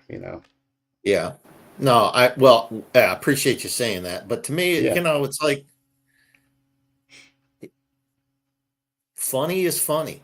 Good music yeah, is good yeah, music. yeah, Like there's just like, you know, Star Wars is Star Wars. yeah. I'm saying Pizza is pizza. that's, Like it's yeah, that, I don't have the energy to sort of to bifurcate things more than just sort of the big lines of, yeah, are yeah, you an asshole or can we hang? And if we can hang, then let's do yeah, it.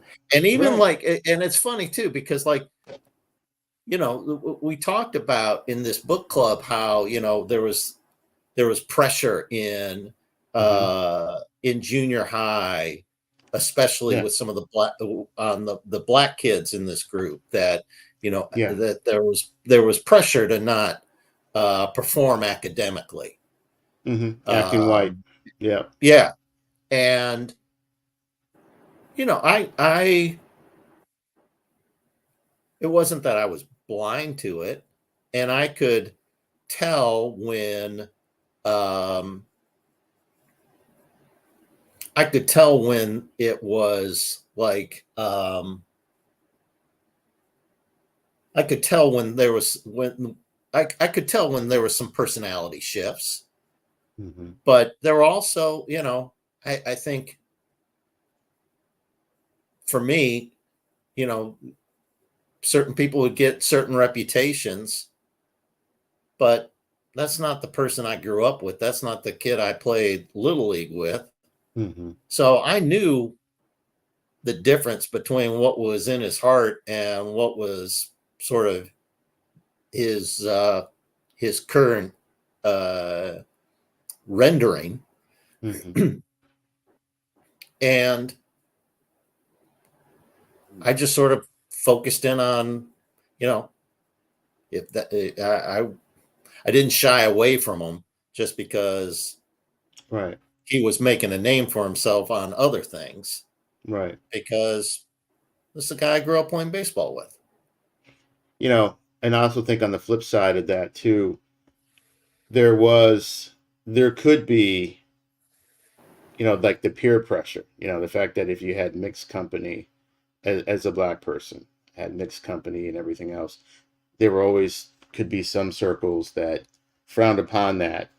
And Right. you got that peer pressure. And some people, buckled to it or felt like they had to overcompensate and what have you. And, that was, I think for, especially for our environment of Shaker, that was like, that was a real thing that I would say maybe some, white people weren't privy to or witnessed, Hmm. um, Yeah. to what you're saying. So, Yeah.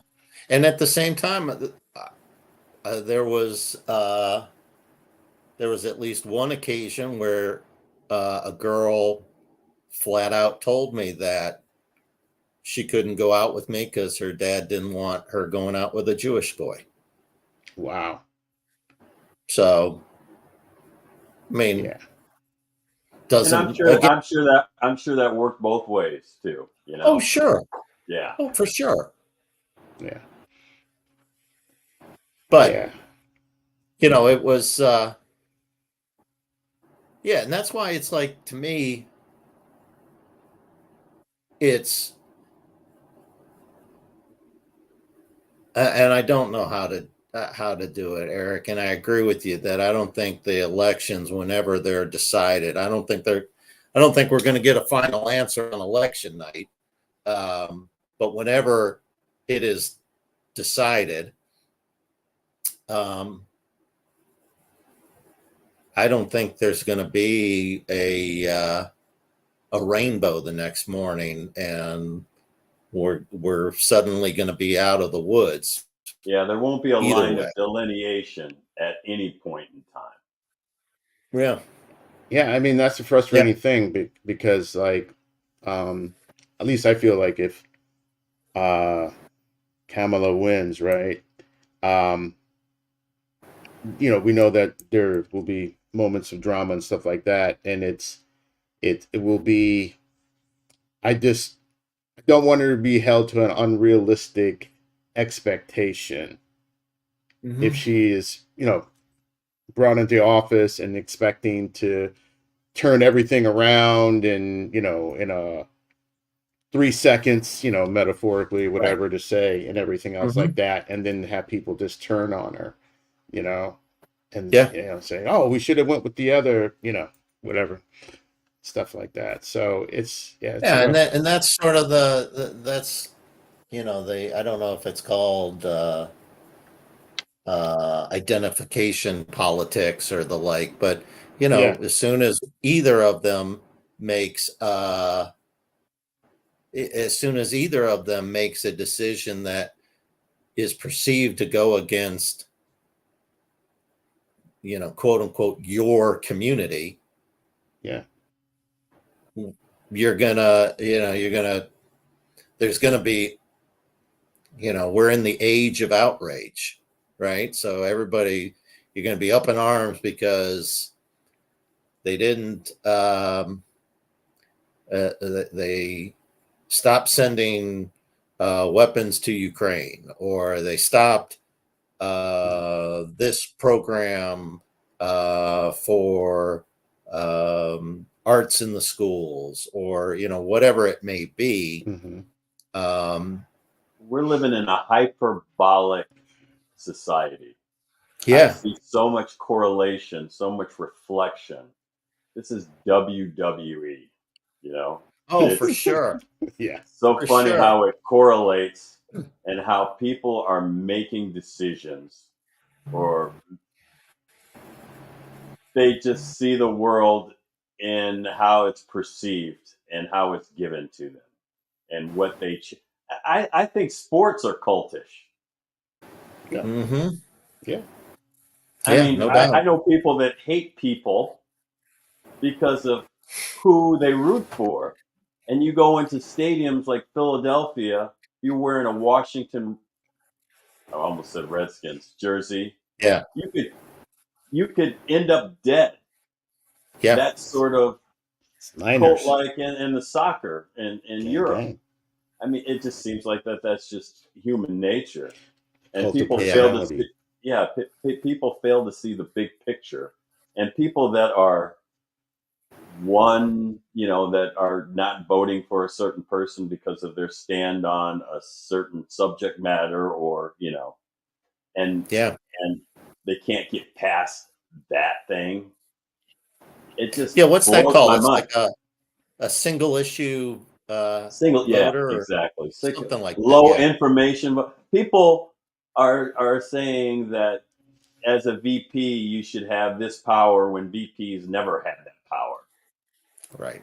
And they don't understand of the laws of how the government works on checks and balances. How Congress, you can't get a law passed without both houses of Congress, one being able to present it, and then the other house being able to ratify it or vote on it. They don't understand simple civics because they don't have a Shaker education, bro. And they're making this. I don't even know if Shaker kids have proper Shaker education. I would just say at our point, yeah, right. That's what I'm saying. Because and we had to we Peter had Lawson Ohio Jones civics class. Yeah, Peter Lawson Jones. I had to go out and we had to pick a candidate that we had to canvass for. Huh. And I know Danny Wyman had, I think it might have started in high school, developed a relationship with Lee Fisher. I know he went on to work for him. Yeah. So we had that tangency, and most of my friends and Black parents were active in the election of Carl Stokes and all the civil rights movements. They were on the ground. They were heavily. That's why they got us into the school system, because they knew how important it was. Yeah. And they were part of the movement. They're part of the ship. So yeah, it's so interesting. Because I remember I can't remember exactly when, but there was and it may have been in the book, where they talked about how they were trying to incentivize white families to move into Lomond or into Ludlow my area. Ludlow. Yeah. Yeah, I remember. And we were in high school at that point, right? Or was that after us? That was even earlier. Time. It was earlier. But they've done it sporadically. Okay. Yeah, I mean, and that was unconstitutional too, but everyone understood what it meant. And I had just vague recollections of being at dinner with my family and that coming up. Mm-hmm. And, again, in my sort of simplistic view, I remember saying, so wait, so they pay you just to live near Black people? And my dad said, that's what they're proposing. And I remember thinking, well, that's a steal. Why wouldn't you get paid? Like, I would love that. That would be phenomenal. Like, they would pay for me to live over there? That'd be awesome.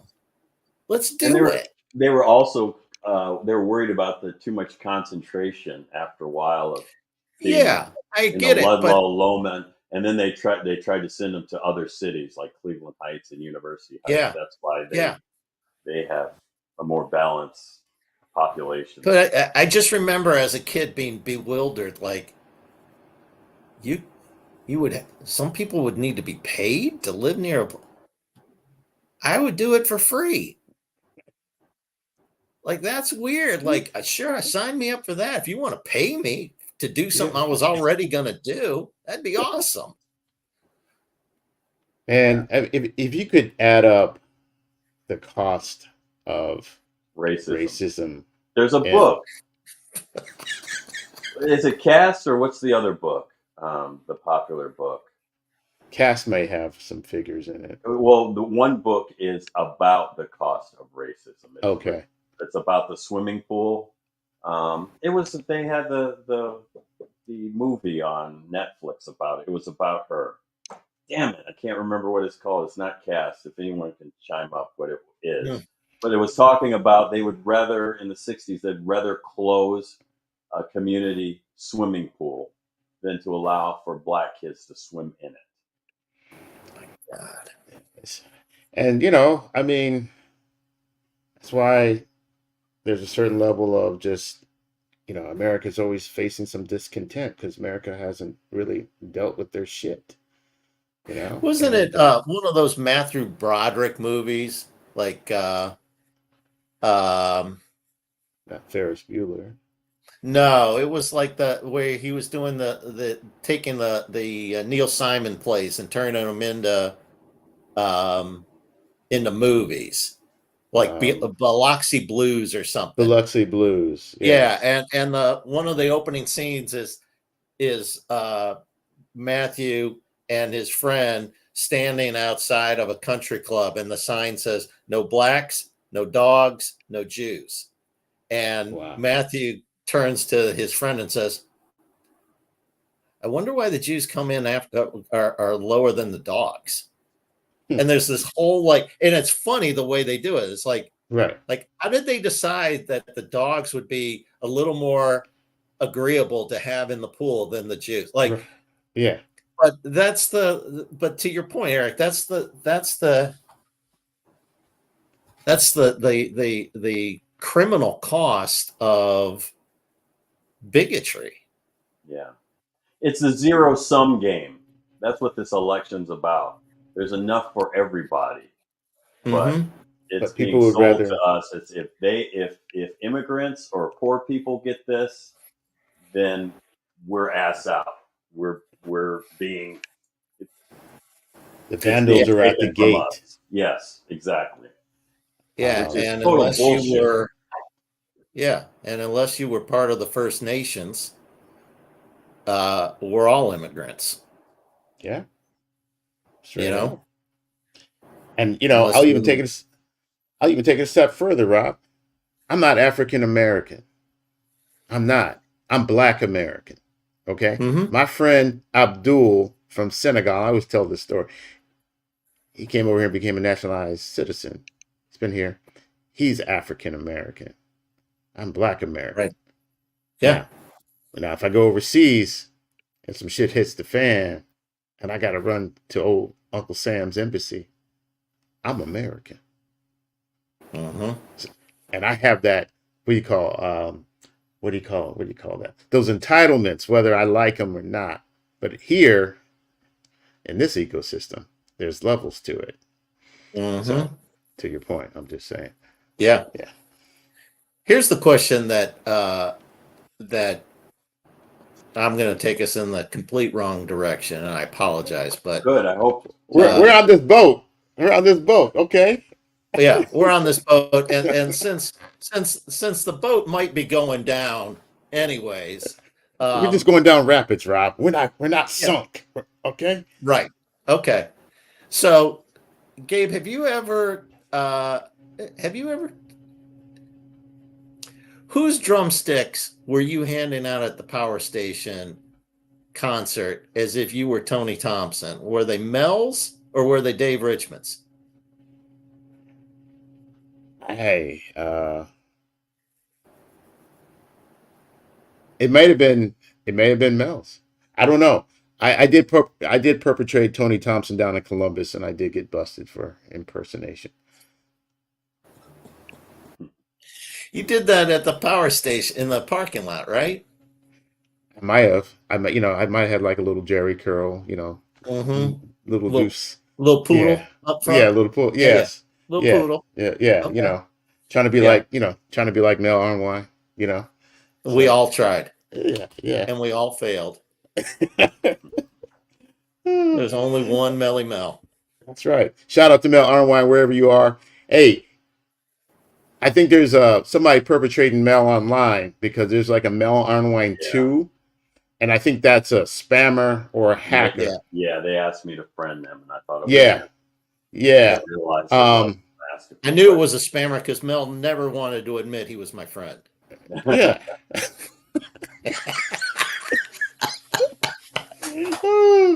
Seriously. What's up, Rob? Seriously. Yeah. Well, you got to be so silly all the time. Right. That's what I would get. Yeah. You're always so silly. He's probably sitting back. Fuck y'all. Yeah. Motherfucker sitting up there on podcast talking shit about me. Talking about me. Fuck y'all. Ooh, I cussed. Ooh, no wonder we're explicit. A lot of swear words, but that's okay. It's all right. We can handle it. Yeah. So what are you doing now, Rob? What's your occupation? I am JOB. Yeah, I am the vice president of communications for the Jewish Federation of Cleveland.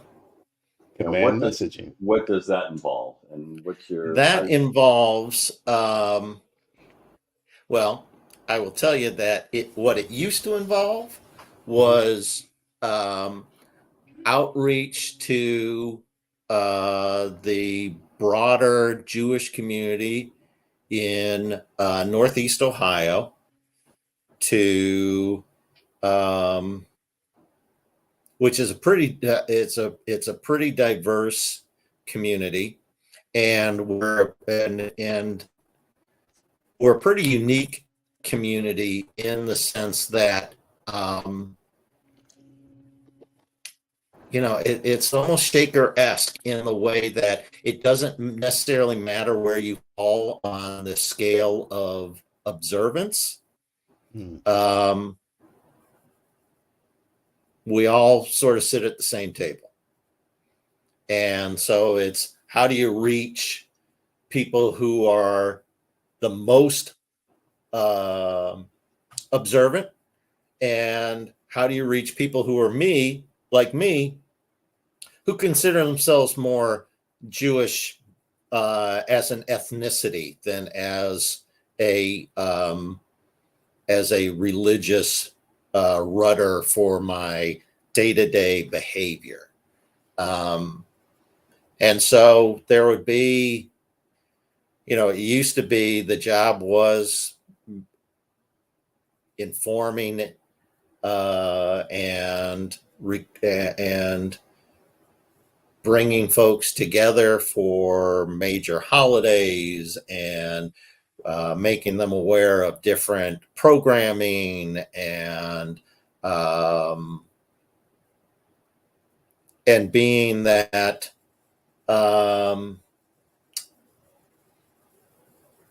that convener of the community, so that we're addressing needs, we're providing food and shelter for those who need help, we're providing security at synagogues and schools to keep people safe.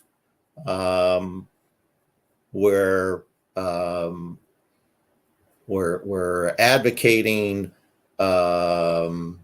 for on Medicare and other issues where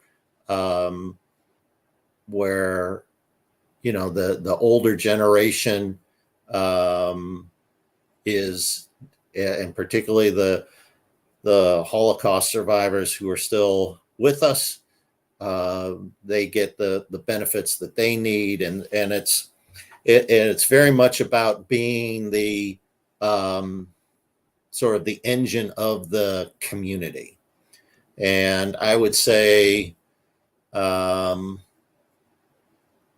addition to all of that, increasingly it's about combating hate. And I would say that since last October 7th, when Israel was attacked, my team and my focus has been shifted or expanded from just talking to the Jewish community to trying to reach the general community, and being much more of a trying to provide educational resources. There was a time where I was pitching stories to the media, and I still do that, but I've spent a lot more time talking with media about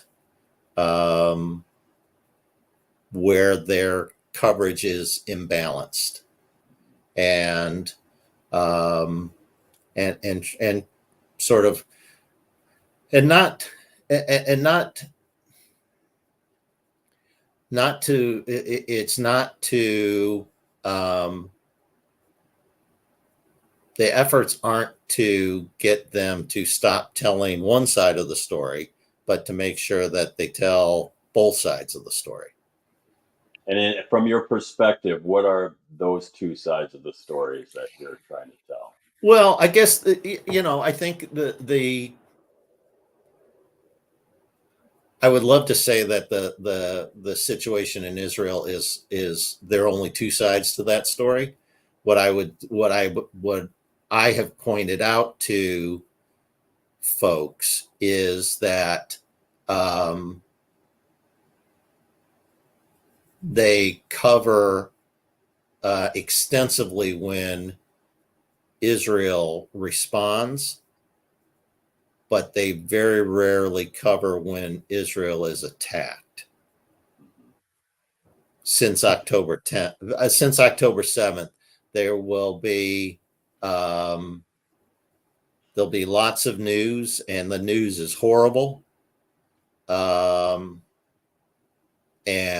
it is there are no words.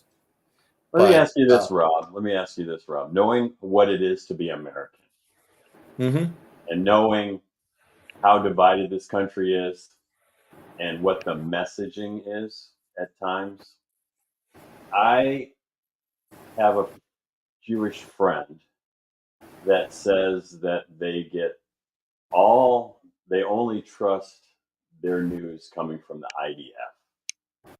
Now that would be like me trusting all the news coming from whoever's in power and in our government. What's your take on that? I perceive that even Russia is not in total agreement with Putin. They tolerate Putin. Or even the German people were not in total agreement with Hitler. And I'm not calling anyone or any. No. I get it. I'm just saying, it's whoever's in power dictates what takes place and the perspective of and how that country is seen. Yeah, I mean, we've got inner conflict right now. I mean, it's totally divided. Oh, for sure. Yeah, it's interesting. Going back to to the conversation we were having about sort of relearning our own history. Say what you want about Germany. That's a country that's faced up to 100%. Its past. Stumbling stones. The stumbling stones. Yeah. So I mean, there are models out there of countries who can look back and say, we were way out of bounds. Go ahead. I don't think America has fessed up to any of that. I mean, parts of it have. I mean, think about it. Like we alluded to it today. We showed there's that historical footage from Madison Square Garden of a Hitler rally in 1939. We go off to fight the Germans. Okay. We bring back German prisoners here to the southern states where they're in POW camps, and they're treated better than the native Black Americans. Hitler and Henry Ford. Hey, this is how you do efficient production. Oh, okay, got it. Hey, we like that Jim Crow you all do. You guys are kind of hardcore with it.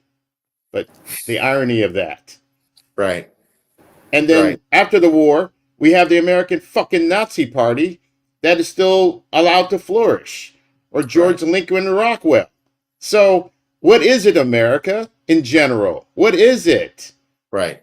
Okay, so we've enabled anti-Jewish sentiment. We've enabled it. Anybody that's different, we've enabled it. And we cherry pick around it. These fucking Nazis down in Charlotte and all these other places, marching with Nazi flags. Oh, it's America. We got First Amendment rights. Right. But and both Israel and the United States are looked upon to be leaders of Western democracies. And I can't help but see problems in all of this. None of us are perfect. We're a work in progress. But until we acknowledge the past and try to Well, yeah. I mean, look at what. Acknowledge it, not burn the history, which we're on the verge of doing. Yeah, look at what's happening up in Canada and the efforts that they're coming to the efforts they're making to try to come to terms with all the things that happen through the residential school system to the First Nations and the Yeah. trying to beat the native out of the child and the tremendous scars that the First Nations community up there have. I mean, they joke about the drunk Indian, the stereotype of the drunk Indian. Well, yeah, because they're self-medicating because they were sexually abused for 15 years and stolen from their parents. And like it's inhumane. And Generational. Catholicized, as Yeah. I Right. put it. Right. And let's not look at the biggest problem, which is prevalent in the world within the Black community, in the Jewish community, in all communities: colorism. We live in a caste system. Live in a caste I system. know of a person who's married into a family that wasn't Jewish, happened to be Black, and the family was up in arms because someone in their Jewish family was considering marrying a Jewish person of a darker complexion. So it's part and parcel everywhere in the Latin community, Spanish community, everywhere you go. Yeah. Yeah. Hey, man. I tell you, I'm just thinking about this. You know what I love, since we're on this topic? I love the mysticism. I love me some golems. Because the golems to me are like the first computer systems. Because you had to write down what you wanted it to do and put it in its mouth, Think about it. Early robots. What are golems? And Rob, and correct me. Golems are these mystical beings within Jewish mysticism, and they could be controlled to do your bidding. I'm giving you like the brief outlines of it, and you could put whatever written on parchment in their mouths, and that's what they would follow the directions to do. I wish I had golems. Excuse me. I wish I had them in Afghanistan because I would put Taliban on the paper. But then they would have to work it out with the jinns because the jinns are real, and that's a whole other conversation about the Middle East and mysticism. I had to digress into this. That's all right. Yeah, that's all right. So, yeah, man. Yeah, it's I don't know what to tell you, Eric, about your friend who only listens to the IDF. I can appreciate that. I can appreciate their frustration with how even news sources that you would assume were unbiased, like the Associated Press, how they are interpreting or using words in a way that aren't necessarily accurate. So, isn't Netanyahu in a similar position that Trump's in, from your point of view? I'm hearing from Western sources that as soon as the war ends, he's going to be subject to some shit, especially for allowing this to happen. Yeah, the parliamentary structure of Knesset. country is so difficult for me to understand. I would say that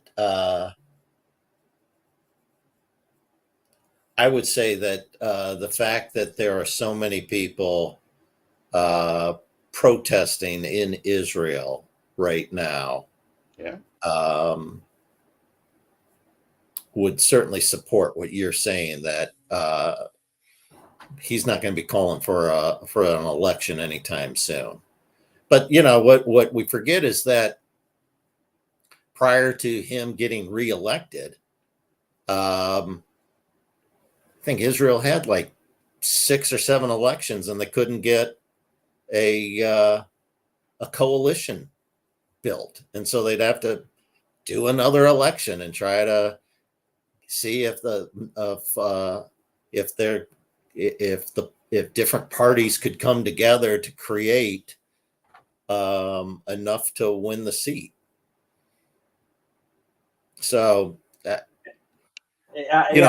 I'm in the midst of trying to learn all about this, because the Middle East was so far away before 9/11. Yeah, and now it's right on our doorstep, and it's going to determine what America does and what happens to us. Yeah. I mean, we're tied at the hip.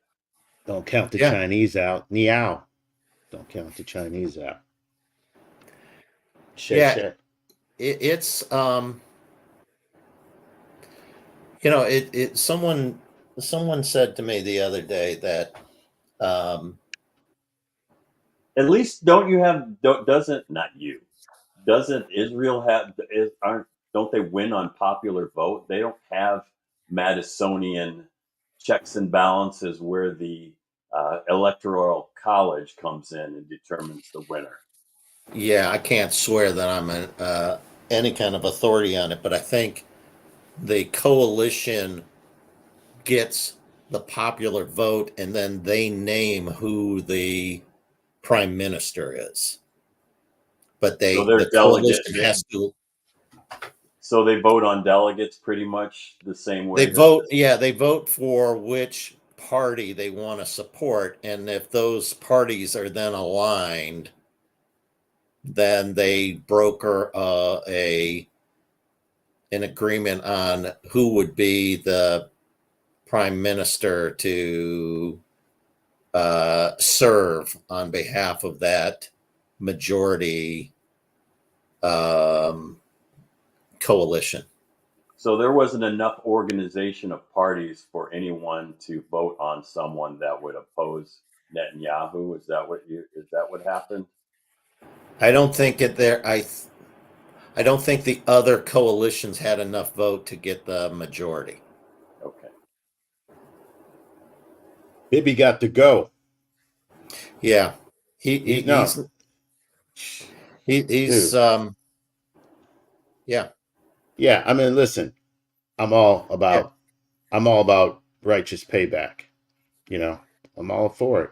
But you gotta have a long-term plan, because shit, it ain't sustainable.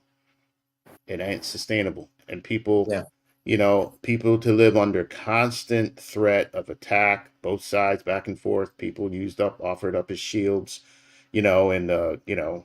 and motherfuckers hiding in and around and everything else. Everybody knows where the tunnels are at. There's all this other palace intrigue going on at the expense of the people, with these parties. And ultimately, who benefits from war? I mean, I'm asking the obvious question, but for some who don't know, are the war profiteers, are the people who make the weapons. There goes another sale. Don't matter who. Yeah, it doesn't matter to who. That's why when that October 7th attack happened, I'm like, who's lying here? Who did not notice the financial transactions? Who's lying about who's going through the tunnels and moving all that shit through the tunnels? I'm sorry. If I throw a rock at a person's house in the Golan Heights, motherfuckers are gonna know. They're gonna know with the quickness he threw a rock. Yeah. So. Well, they were running drills, apparently. Yes, I mean, right come across on. the border, I mean, we find out, you find out where people are, like we found out where dude was, the mastermind, and he got liquidated. I mean, you find out where he was. Somebody always talks. Yeah. Ain't no mystery. It's like, Yeah. let's let this happen because we can contain it or allow it to do some things that we will benefit from. But who benefits? I mean, Yeah. so it's fucked up, and the low information that comes here and how it's spun and filtered through all the different organizations and presses and stuff And like that. celebritized. Yeah. It's just, it's crazy. Anyway, I'll Yeah. get off my soapbox. I No, digress. don't get off. Yeah, man. No, keep it rolling. Keep it rolling. Keep the tape rolling in the studio. Yeah. Oh, Dave, give us a break. So, do you enjoy your job? It sounds very challenging, in these times. Yeah. Yeah, I would say that it was an intense job before October 7th. It has been even more so. And I would say that for me,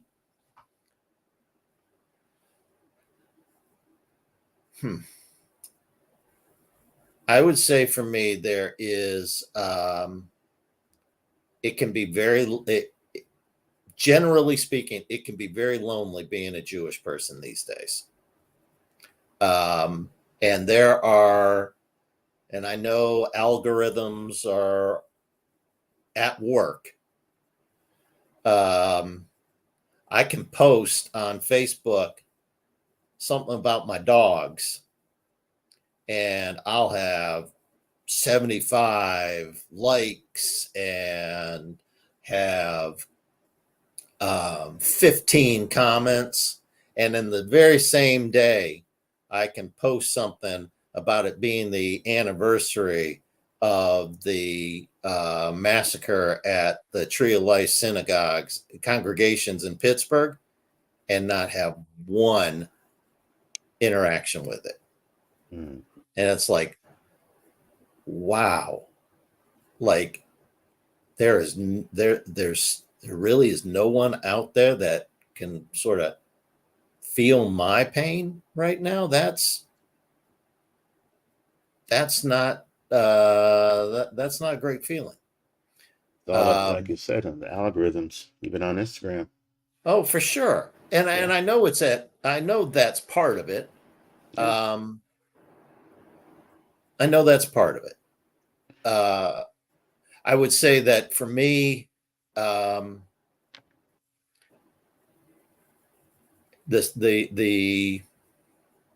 satisfaction comes knowing that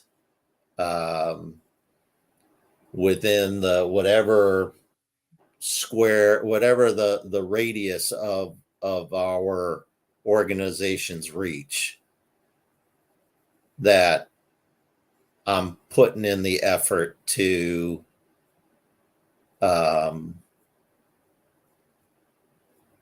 try to maintain the vibrancy of the community, so that people don't feel like they have to hide their identity in their day-to-day life. And if I do enough of the right stuff with the educational agenda that we've taken upon ourselves with within the marketing to the greater community, if I can keep one kid off of the quad, if I can keep one person, if I can have one person rethink about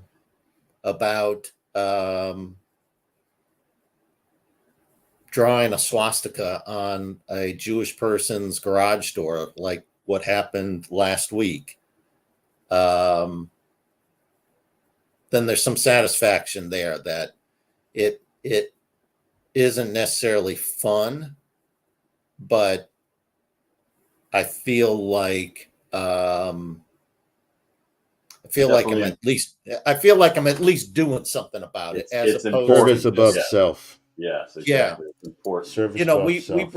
we had we had a young family come to Cleveland earlier this year.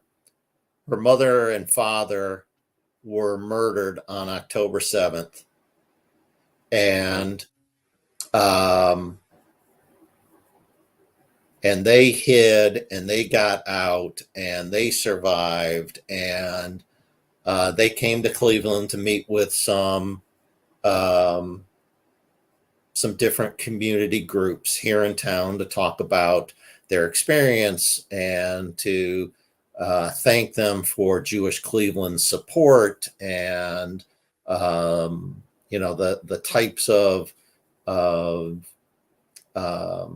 mental health care the kids need, and all that kind of stuff. And so when she came to town, I worked with her because there was media interviews that I had set up for her. And at the end of the day, she said to me, now she had to relive this story 15 times throughout the day, going through everything. And I said, okay, well, we're done for the day. You've got a couple hours before the dinner program. Let me get you back to the hotel. Thank you so much for doing this. And she said to me, I really want to thank you for staying with me. You have a very calming presence. And I thought, here is a woman who has lost her mother and father, who has come to a foreign country to, in a sense, to dispute those who are saying that it was made up, that this didn't happen. And she's thanking me. And I thought, so to me, that's one of those moments where it's like, it's worth the fatigue if I could help her get through a day where she had to relive the nightmare that no one would ever wish upon someone else multiple times a day, just because I somehow was a calming presence for her. And so, it's that kind of stuff where I would say, I'd like to get back to my old job of, just celebrating the community and celebrating the lifestyle and the traditions. And I'd like to have a lot fewer meetings about security and what are we going to do to, we had an event for October 7th, the 1-year anniversary.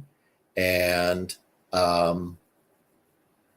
we were very limited in the options we had to where we could hold the event because of the security challenges. Yeah. Wow. Mm-hmm.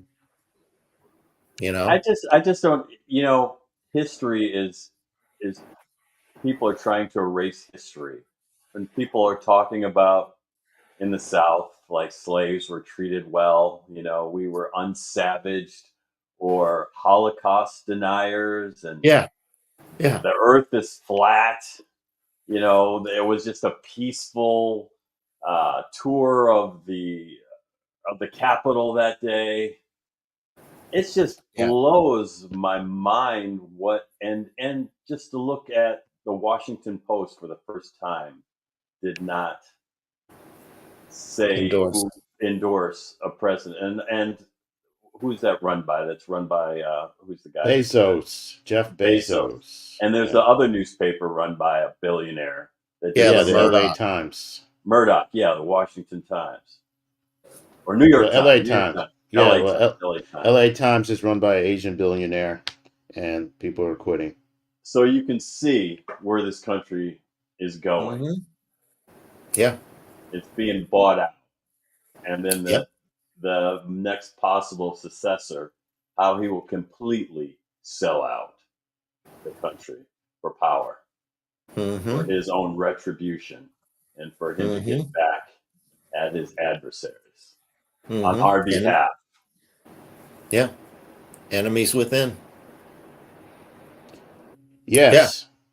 That's what the founding fathers said, is that if this country would the downfall of this country would be taken down within, not from outside.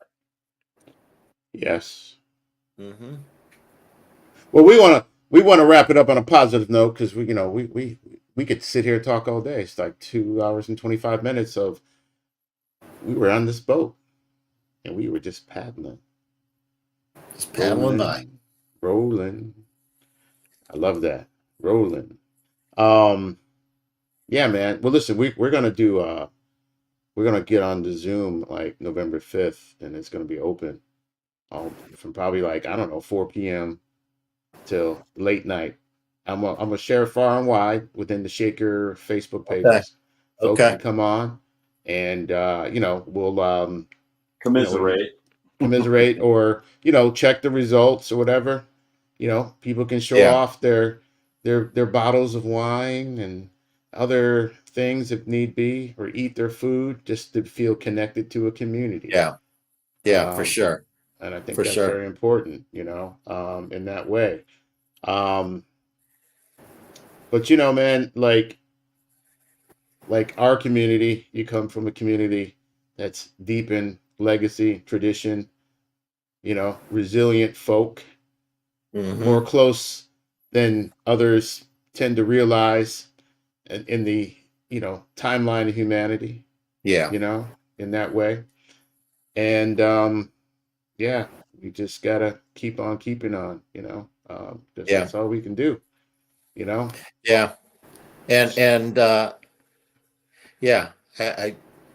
we got to get back to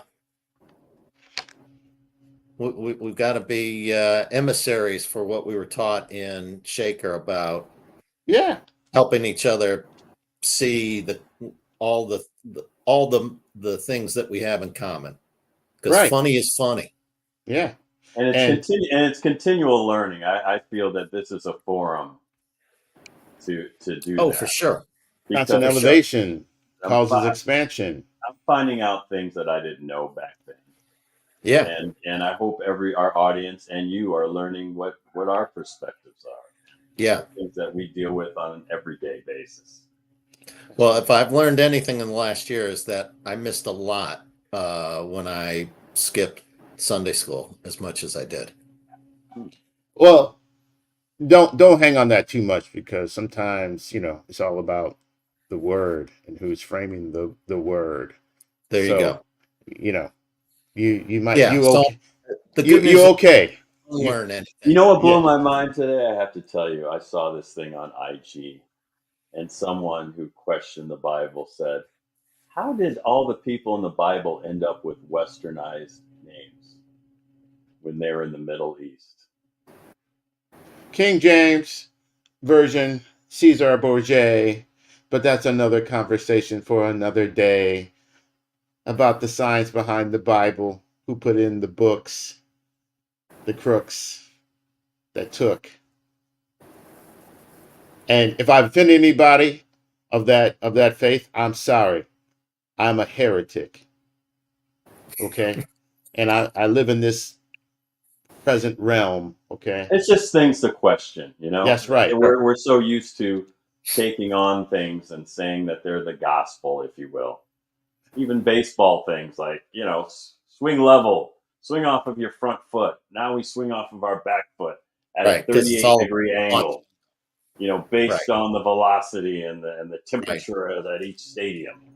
Question these things. We have to learn to question.